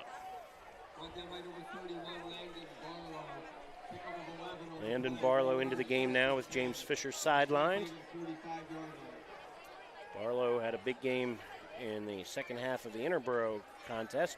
No, I'm sorry. That's not they're going with a Wildcat look. That's Jackson Solomon in there, not Carroll. So Solomon keeps it again. Wildcat. Solomon had a 32-yard touchdown run a week ago. That's a terrific athlete back there. He's probably your heir apparent. He's in terms of the quarterback leading into next year. He's watching in and warms up, throws a nice football. And, Carroll back into the game Carroll now. back in now, and something in a more traditional look here now. 2nd down and 7, double wing, and hard count did not work. And Mulhern thinks Ridley flinched, but officials don't agree. 3:45 to go here in the third quarter. Ridley trailing by 3 scores, needs something good to happen here. Panthers creep 8 into the box, and they try to slow down Connor Kelly, and do. Nice work there by Green, taking him on up high. Luke Mulhern down low, and that's what it's going to take on most nights, trying to wrestle 45 to the ground. Well, I think we're at 4-down territory for Ridley. I don't think they're putting the ball anymore down here. Yeah, absolutely. So they got 5 yards to make, and they got 2 plays to do it. 3 wides to the near side. Single to the far side is Jaden Brown. Carroll. Ridley with a lot of no huddle tonight, getting signals from the sideline. They reset now with 2 receivers slot to the right. Run back to the weak side with Kelly going side to side and reverses field. Now can the Panthers swarm the other way? No! Excellent effort there by Kelly. Panthers will be kicking themselves. Could have had him for a loss. Instead, 1st down Ridley to the 30-yard line. Gain of 9 on the play, and but ran about 30 yards to get it. Yep. The good news for Haven in that play is that they sealed it off. I mean, he had nowhere to go, and he was able to quick feet get back the other way, where, of course, the whole Panther defense had slid to the right. But still, well done on both sides. Phenomenal individual effort by Kelly. Sets up 1st and 10. Carroll firing to the near sideline, in and out of the hands of D'Amico. He'd like to have that one back. Incomplete, it falls. 2nd down and 10. So Plummer back into the game. Kelly gets a very brief rest after that long run as he's heading back onto the field here. 2:16 on the stop clock because of the incomplete pass, but that means that this game is 28-7 with 1 quarter to go, unless there's a remarkable play here in the next 2 minutes. Well, Ridley's been knocking on the door most of the night. Just hasn't been able to punch through, except for a 13-yard scoring strike in that first quarter. Here on 2nd and 10, stretch play on the near side. Jai Curtis slings down Plummer. Snuck up behind him. Good pursuit from Curtis. He's pretty much played every spot on that defensive line over the last couple of weeks, especially with Hales out. They've made some adjustments based on formation and so forth. And well, we're back at 3rd and 5 again. Again, we know they're not punting, so they've got 2 downs to make it. Ridley barely got the 1st down the last time. We'll see. Going to see if the Strath Haven pass rush can get something going here. Yep. Already 3 sacks on the night. Can they make it number 4? 3rd and 5 for Carroll and the Raider offense. 1:30 to go. Looking out to his left. Fires the slant, and it is incomplete. Ben Milligan nearly picked it off. He's been lurking most of the night near that hash mark on the slant passes, and Milligan needed another half step to take that one the other way. Not only that's going to be a lesson. Who is the receiver? Number 1 again? Yeah, Jaden Brown again. Right. That's his third time he's wandered into Milligan's coverage. It's hasn't clicked Taking yet. A couple of big hits. Yep. Yeah, but you just get a little more gunshot. You flinch, and suddenly you lose the ball. Or you close your eyes, it's understandable. All right, 4th and 5. Panther defense looking for one more stop, and they, I think, will talk it over, yes. All right, defensive staff, Jim Connor, Brian Feely, and Mike Connor want to talk things over with 1:30 to go here in the third. Ridley knocking on the door when we come back on 4th and 5 on havenfootball.net. For your dream home, with over a decade of experience, Jess Mudrick knows the market inside and out. Known for her dedication and personalized service, Jess ensures every client finds their perfect match, from first-time buyers to luxury estates. A partner at the Sheridan Mudrick team and backed by Coldwell Banker Realty, Jess combines expertise with innovation, using the latest technology to make your buying or selling process seamless. For a real estate experience that's second to none, trust Jess Mudrick and the Sheridan Mudrick team. Visit SheridanMudrick.com today. This is Merrill Reese, voice of the Philadelphia Eagles, where high school football never sounded so good, right here at havenfootball.net. Welcome back to Phil Marion Field. Ridley with 4th and 5 at the Strath Haven 25, trying to break through here. The Panther defense has been tough all night. Ridley needs a big play. D'Amico split to the near side. 2 to the far side, and Carroll looking that way to his left. Steps up, down the middle he goes, incomplete. Delivered high, looking for Jacob Bowl, the tight end, inside the 5. And the Panther defense stands tall one more time, and the silver and black offense back on the field with 1:24 to go here in the third. This off defensive line has been the strength again. Not much of the field for Carroll to be able to see there. I mean, really, has had guys on his face most of the evening. Can't quite seem to get his feet set and deliver outside of that first drive of the night where he completed his first 6 passes. And the coverage also has been fantastic from the Panthers defense. Indeed. 1st and 10 now from the 25. Doherty, Milligan, and Green in the backfield. Give inside on the cutback is Milligan, who will squirt through to the 30-yard line. Gain of 5 more. Boy, he almost broke that. Second down. Yeah, he did. Milligan starting to gain some traction here in the run game. Jaden Brown on the stop for the Raiders. We're inside of a minute to play here in the third. Vince Hales not in uniform tonight. James Fisher out of the game now as well, getting worked on here on the near sideline. And 2 tight ends. Gustafson to the left, Curtis to the right. And they give to Shane Green with some running room momentarily, but it closes quickly. Nice work there by Ridley's front 4 to stay with that and fight through. That's big 90 again. Olashore. All right, big first down. It's 3rd and 1, but boy, this can be critical. They keep this drive going. It looks like we're going to finish up the third quarter right here. Yep. Coach Clancy is saying we're no reason to snap this one. Clock ticks. 12 seconds and counting to play here in the third quarter, and Caden Schuster and the offense will switch sides of the field when we come back for quarter number 4. Glad you joined us live or on the archives. We'll be back in just a moment for fourth quarter action right here on havenfootball.net. Nagging soft tissue injury, chronic joint pain? Give Rose Tree Wellness Center a call and see Dr. Tom O'Brien for a complete diagnosis and treatment. Dr. O'Brien specializes in active release techniques, ART. ART can deal with many issues, including chronic shoulder, knee, and ankle pain. Rose Tree Wellness Center also offers a complete series of massage therapy as well as general chiropractic care. Don't spend another day in pain. Call 610-789-5555 and make an appointment today. This is Merrill Reese, voice of the Philadelphia Eagles, and you're listening to high school football right here on havenfootball.net. Welcome back to fourth quarter action. Brian Carroll bringing you play-by-play here on havenfootball.net. Joined, as always, by Mike Mayer and Andrew Kaufman. Dean Michelson running the camera for us, and Pete Fulgenetti, we miss you. Hopefully see him back next week for the Panthers' first home game of the season with Radnor next Friday night at 7 o'clock. Well, I know where Pete is. He's in front of his television set watching the Eagles, probably frustrated to death. Well, then you should be watching us. That's right. Isn't this much more fun if you're a Panther fan? Well, he's probably got Eagles on a TV and us on his phone. Yeah, well, This is the much more exciting broadcast tonight so far. Agreed. If And he could you put know it, what? if he could put this on his TV, he would, but he'll never figure it out. Friday nights belong to high school football. I Absolutely. can tell Couldn't the agree NFL more. to go spit. In the meantime, 3rd and a yard for the Panthers here. Caden Schuster on the keeper, dives and has it. Needed a yard, got maybe 2.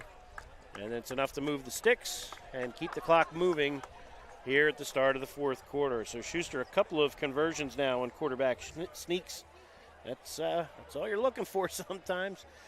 Obviously room for improvement tonight in the passing game, and that's just something they'll keep working on, obviously. Yeah, it's but all timing. And in the meantime, it's lots of reasons to feel good here for Strath Haven with a 3-score lead and 11 timeout who? Timeout Official. officials. All right, the officials talking things over. Not sure what. Not you sure mean the no reason. different ball? Oh, okay. Different football. Okay. Is this the one with the radar thing that lets it find the receiver? I don't know what's going on. Oh, do we have a? Oh, okay. We've a got new an center? injury. There was an injury. Schuster's Oh. out of the game. Ooh. Okay. So Schuster on the. Oh, he's got a cramps. All right. He's being stretched on the sideline. So here's Luke Mulhern, who will go into the game at quarterback. Okay. Well, that's part of the story. So an official's timeout. That's a I didn't good see reason. Schuster was hiding behind all the players. between the sideline and the numbers here. So he went down with a cramp issue, or so we hope. All right, Luke Mulhern under center now. Mike Flanagan over the football at center. 1st and 10 from the 36. Ridley with 9 men in the box for sure here. And give on the sweep to this near side. Looking for him is Milligan. Good block from Ben Faribault, but excellent pursuit from you-know-who. Kelly on the stop. Nick Faribault. Did I say Ben? Yeah. Boy, all these kids with older brothers, you're all getting shout-outs tonight. We're doing this for too many years. That's right. the problem. So Had so many. Ben down at the Naval Academy, we had plenty of reasons to call his name for 3 years at the varsity level. He was phenomenal. Big part of that district title team from 3 years ago. But Nick is making a name for himself in his, beginning last year and certainly the early part of this one. 2nd down and almost 8. Hard count from Mulhern, quick hitter to Shane Green, and he has stood up quickly. Excellent job by the right side of that defensive line for Ridley to hold their ground, along with linebacker number 28, Kevin Farley. Green stopped for a gain of just 2 on his 13th carry of the night. Did you get 2 in your stats? Is that what it was? 3rd down and It's about 3rd and 7. Okay, that's what I got. Clock. We can quibble over whether it was 2 yards on the first play, 1 yard on the second. Or well, you just count the yard marker, so Yeah. your math is always right. The math is right. With the Panthers are really the only number they care about right now is that clock, and then it keeps moving. 9:50 and counting here to go in quarter number 4. 3rd down and about 7. Mulhern with a long count's going to keep it himself under heavy pressure. Going to turn upfield, eyes downfield, fires. Complete to Jai Curtis. And Curtis on the run with a terrific catch. And he'll tumble down to the 35. Luke Mulhern avoiding the rush beautifully. Right on the money, Jai Curtis. And his first catch at the varsity level goes for 26. Down for 26 yards and 2 a Panther passes first tonight. down. Wow. Both go for 26 yards. Curtis hauls it in, and look, I mean, he's just a phenomenal athlete. We know he has good hands as a basketball player, and Panthers got a chance to show it to the world there. 1st and 10 from the 35.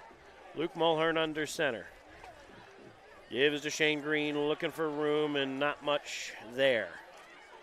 Second effort gets him maybe a yard, if they're generous. And it'll bring up 2nd down and 9. Clock continues to roll. 8:55 and counting to play here in regulation. Panthers care about get 10 yards, keep the clock churning. Exactly. Green with about 152 on 14 carries by my count. 8:35 and counting to go here in the 4th. 3 Shane Green touchdowns tonight. 1 more from James Fisher, who's been out of action for most of the second half. And now, wing to the left is Doherty.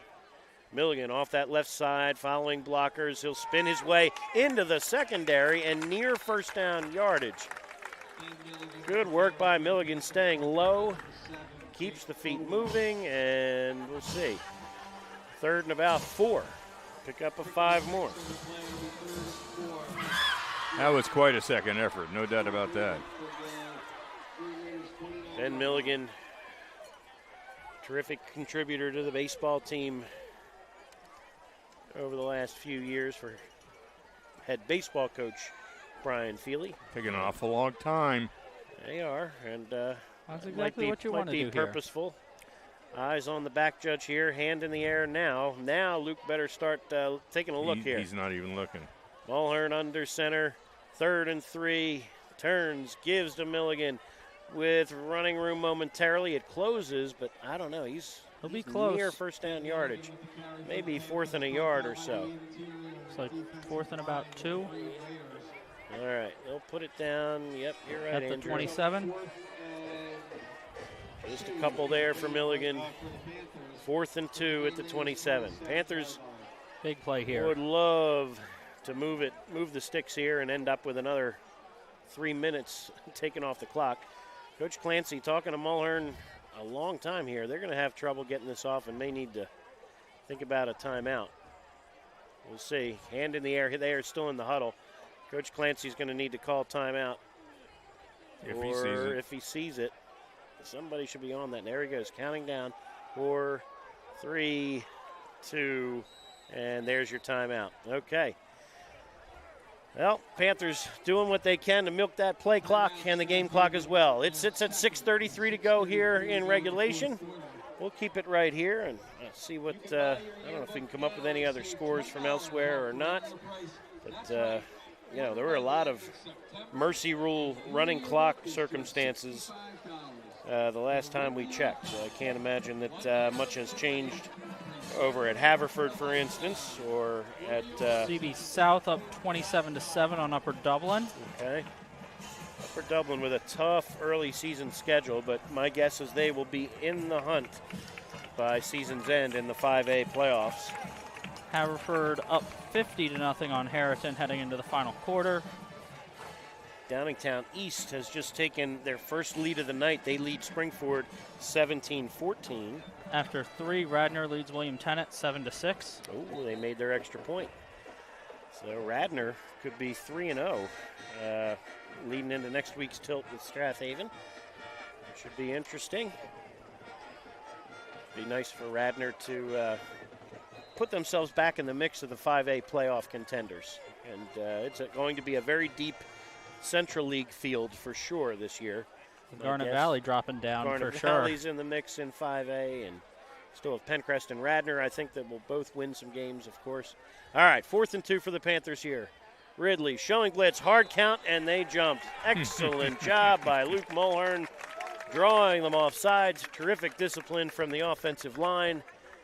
And it looks like Caden Schuster may have worked out his physical issue, and nice handful of plays there for Luke Mulhern. Boy, you got to have a backup. That worked. Does a great job on the defensive side, and to step in there cold as a quarterback. And how about throwing that pass to Curtis? Yeah, huh? not Coming bad. in cold and completing a pass. Yep, fantastic work there from the junior quarterback. I guess we'll call him that now. Yeah.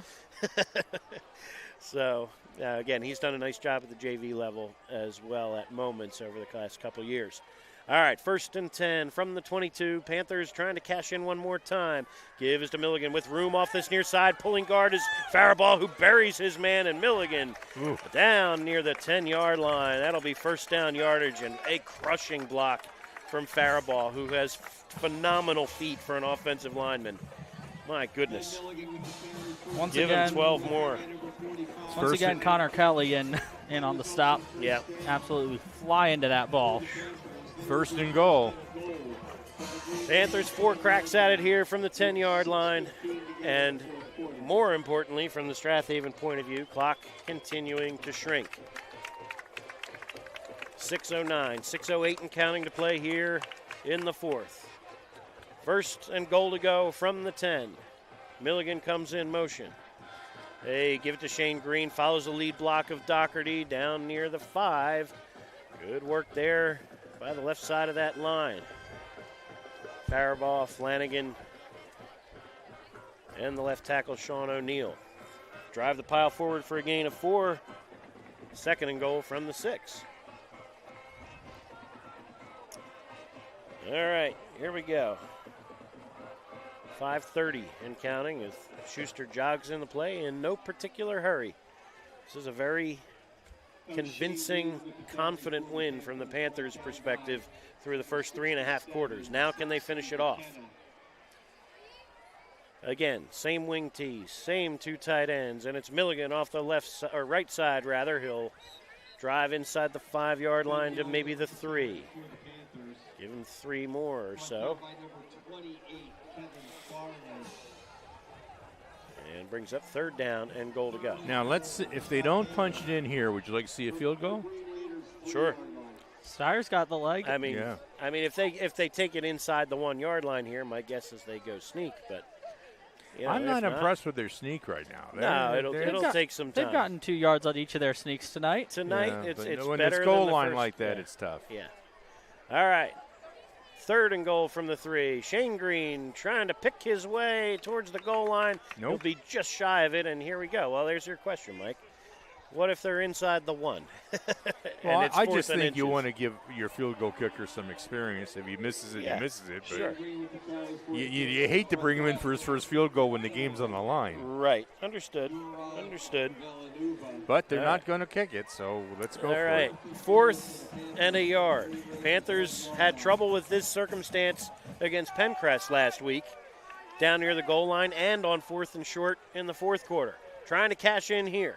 Sneak it is. They lose the football again, and the Panthers do well to recover, but boy, it is. Bill Doherty heads up play to pounce on it and avoid further trouble. But you're right, Mike, that's going to take some work. It's hard to. You know, when you've got everything concentrated right around the center, it is so easy to be off a little bit on the snap, and the quarterback's moving before the ball snaps, and it's just. Yeah.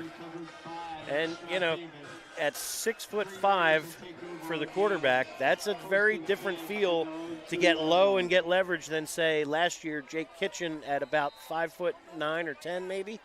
You know, being generous. And maybe a technique change too, that he should stand up slightly higher on the snap and see where the opening is. Yeah. But well, got to get the snap first. All right, in the meantime, Ridley now with 98 yards in front of him. They fire to the flat, complete here to Jaden Brown. He is punished for making that grab. Van Wilner and Luke Mulhern drive him out of bounds, but nice pickup there for Ridley, and he is, I believe, near first down yardage. Or has first down yardage. At the 12. Gain of 10 on the 10 play. on the play. First double-digit completion to Brown tonight. And Panthers have, knock on wood, done a good job keeping the horses in the barn, so to speak, limiting big plays for much of the evening. Connor Kelly in the backfield. Carroll looking, wants it all down the near sideline, and excellent coverage by Wilner. Wilner just in great position. A step in front of Brown. Milligan closing as well. Yeah, but the receiver shoved the defender as hard as he could. I mean, hello, guys. Hey. I mean, I understand when it's subtle and stuff. I don't think either player was catching that. I'm not too fussed with no flag there. Well, but if he'd pushed him out of his way and he caught the ball, what are you going to do? Yeah. Then there's a different story. I think if that happens, you might see a flag thrown. Well, let's not put flags. And there was actually if there was actually separation. 2nd and 10. They give inside, and Kirkland Plummer, not much room that time. Jai Curtis again with another stop. He has been a busy young man on that defensive line tonight. And at tight end with the blocking and so forth. And lost a yard. And a catch now. And now a catch to his credit. And yet another tackle for loss. His 2nd of the night. Back to the 10-yard line. Yep. Back to the 10-yard line go the Raiders. 3rd and 12 now with 3:12 and counting to play here in the 4th. All right, Ryan Carroll trying for one more spark here for the Raiders. Plummer in the backfield with him. They play fake. He's back, looking, firing to the flat. It is in and out of the hands of Manley. And then a flag comes in late on Mulhern. And Yeah, probably a little too close to the sideline there and going to get the flag. All right, so instead of 4th and 12, it'll be 1st and 10 here for Ridley as a penalty flag is thrown. Strath Haven faithful disagree, but I disagree. I personally do disagree as well. May have been. All right, what's your vote, Brian? I can see why it was thrown because the helmets were, the hit was up near the head. I think if he shoves them with outstretched arms, maybe you don't get that call. I think it was an aggressive play. I don't fault him for making the effort, but in a game like that with 3 minutes to go near the sideline, I think I understand the safety aspect. You really think players should take that into account when they play? I don't know. Good. Let's go. Let's All play right, football. Moving on. Back is Carroll again, looking out to his left, fires it, is tipped at the line of scrimmage, but still finds its way to Brown. Shane Green wraps him up there, and play blown dead for a gain of 11. So nice work there by Carroll and Green to connect again. Carroll and Brown. So many colorful names. Green, Brown. We have an orange. In the meantime, clock ticks. 2:40 and counting to go here. 1st and 10 for Ridley at their own 37. Plummer looking for room off the right side, and the Panther defense swarms nicely, making the stop near the line of scrimmage. So, again, I will say this as well. A lot of the first half carries for Kelly and for Kirkland Plummer were of the north-south variety. Second half, whatever adjustments the Panther defense has made, you've seen shoulder pads square to the sideline. Lots of side-to-side running and allowing the Panthers' speed to make a difference in playing catch-up. 2nd down and 10 after no gain for Plummer. Clock inside of 2 minutes to go now in the 4th. Carroll looking off to his right, steps up under heavy pressure, and down he goes again. Gustafson and Oblick wrap him up. I believe he's going to pick up a yard. I don't know if we can count that as a sack or not. Unfortunately, we can't count that as a sack because he gained positive yardage out to the 38. Still, effective pass rush there from Oblick and Gustafson. Very good coverage once again from the Panther defensive backs. And with 90 seconds to play. Yep. 1:25 and counting to go here in the 4th. 3rd and 9 for the Raiders. Maybe a last crack or two here. Firing to the near side. It's Brown one more time. Oh. Slips a tackle. 1st down yardage, and he's banged out of bounds by Green. Mulhern in the mix as well. All right, into Strath Haven territory. They'll put it down at the 47-yard line. And gain of 15. Ryan Carroll and Jaden Brown piling up some stats here in the final drive. But too little, too late for the Green Raiders tonight as the Panther offense clicked just enough. Mixed in some nice longer drives and a few splash plays from Shane Green to get it done. Play fake to the right, and they throw back to the left on an inside screen. And nothing doing with Jai Curtis right in his lap. Well, and the quarterback had 2 Panthers taking him down. Yeah, that's what I'm saying. They faked the Plummer. Jai Curtis in his in the quarterback's lap. Yep. Yeah, okay. So, I like the design of the play. You fake the screen to one side and Brown back here on the weak side, but got to have time. The pass protection tonight for Ridley has been under duress, shall we say. Yes. After he threw for over 300 yards last week, Strath Haven's held him just 100 yards tonight. Most of it coming on this final drive.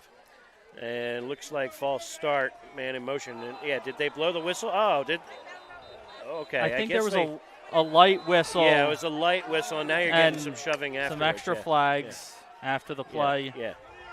So, it's all right. Yeah, I think that, Andrew, you described it well. There was a very light whistle from the far side. I don't think anybody heard Not it. all the officials heard it. It wasn't blown dead immediately. Yeah. There was a big hit came in on Carroll, Yeah. who I think might have realized the play was dead. Yeah. I mean, if it's false start, it needs to be blown dead immediately. Yeah. And it needs to be a very firm whistle. Yeah. Yep. Like, if you're going to make that call, you have to be right and blow the play dead. Blow the play dead. Yeah. Sound your whistle as loudly, Well, sometimes, very loudly. as you know, you're a ref, and sometimes Yes, I do know. You end up, you don't get the mouthpiece you don't right, get it and all, you don't all get the it way in there. and you can't get the full tone, but you still have to try and. Yeah. All right. So after all that, looks like everything looks like everything will offset. It'll be the late hit on the quarterback. So you had the false start, the late hit on the quarterback, and then the retaliation from Strath Haven. Right, from Ridley. Or from both teams, yeah. Yeah. All right. So here we go. Well, they have the ball marked currently at the 47. I So think the false start will count. Yes, and the dead ball fouls will The offset. dead ball's Yeah. offset, so it's just a false start and After second all and that, 15. with just a minute to go in the ball game, you don't want to see any kind of. Well, obviously Ridley craziness is there. very frustrated with the way they played tonight, and I understand that. And, Yep. and Haven is just smiling from ear to ear. All right, here we go.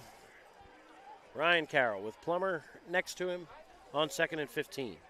Looks out to his right, fires to that far side. It is complete and wrestled to the ground on that far sideline. Clock continues to tick. Is that 9? It's D'Amico. 9 on the catch Yeah. for France and Kell on the stop for the Panthers. All right, third and 9. As clock continues to melt. 40 seconds to go here in regulation. We'll see if Ridley wants to run one, maybe two more plays. Or they'll have to run one. Yeah. Yep. All right. We're inside of 30 seconds to go here in regulation. Ryan Carroll with 4 wide receivers and another drop back. One more time, steps up in the pocket. Down the middle it goes, incomplete. Falls at the feet of Ben Milligan. He was closest to it. And it'll be 4th and 9 now with 20 seconds to go.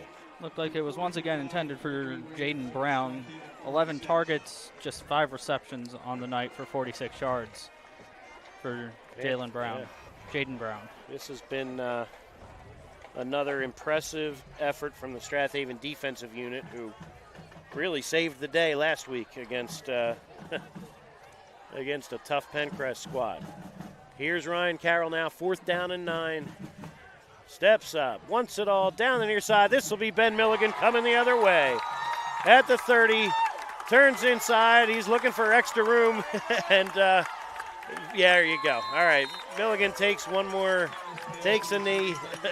Smart play there, get everybody out of here healthy with just 5 ticks on the clock remaining. Milligan with an interception and run back near midfield, and there is the icing on the cake for the Panthers' 3rd win in as many weeks.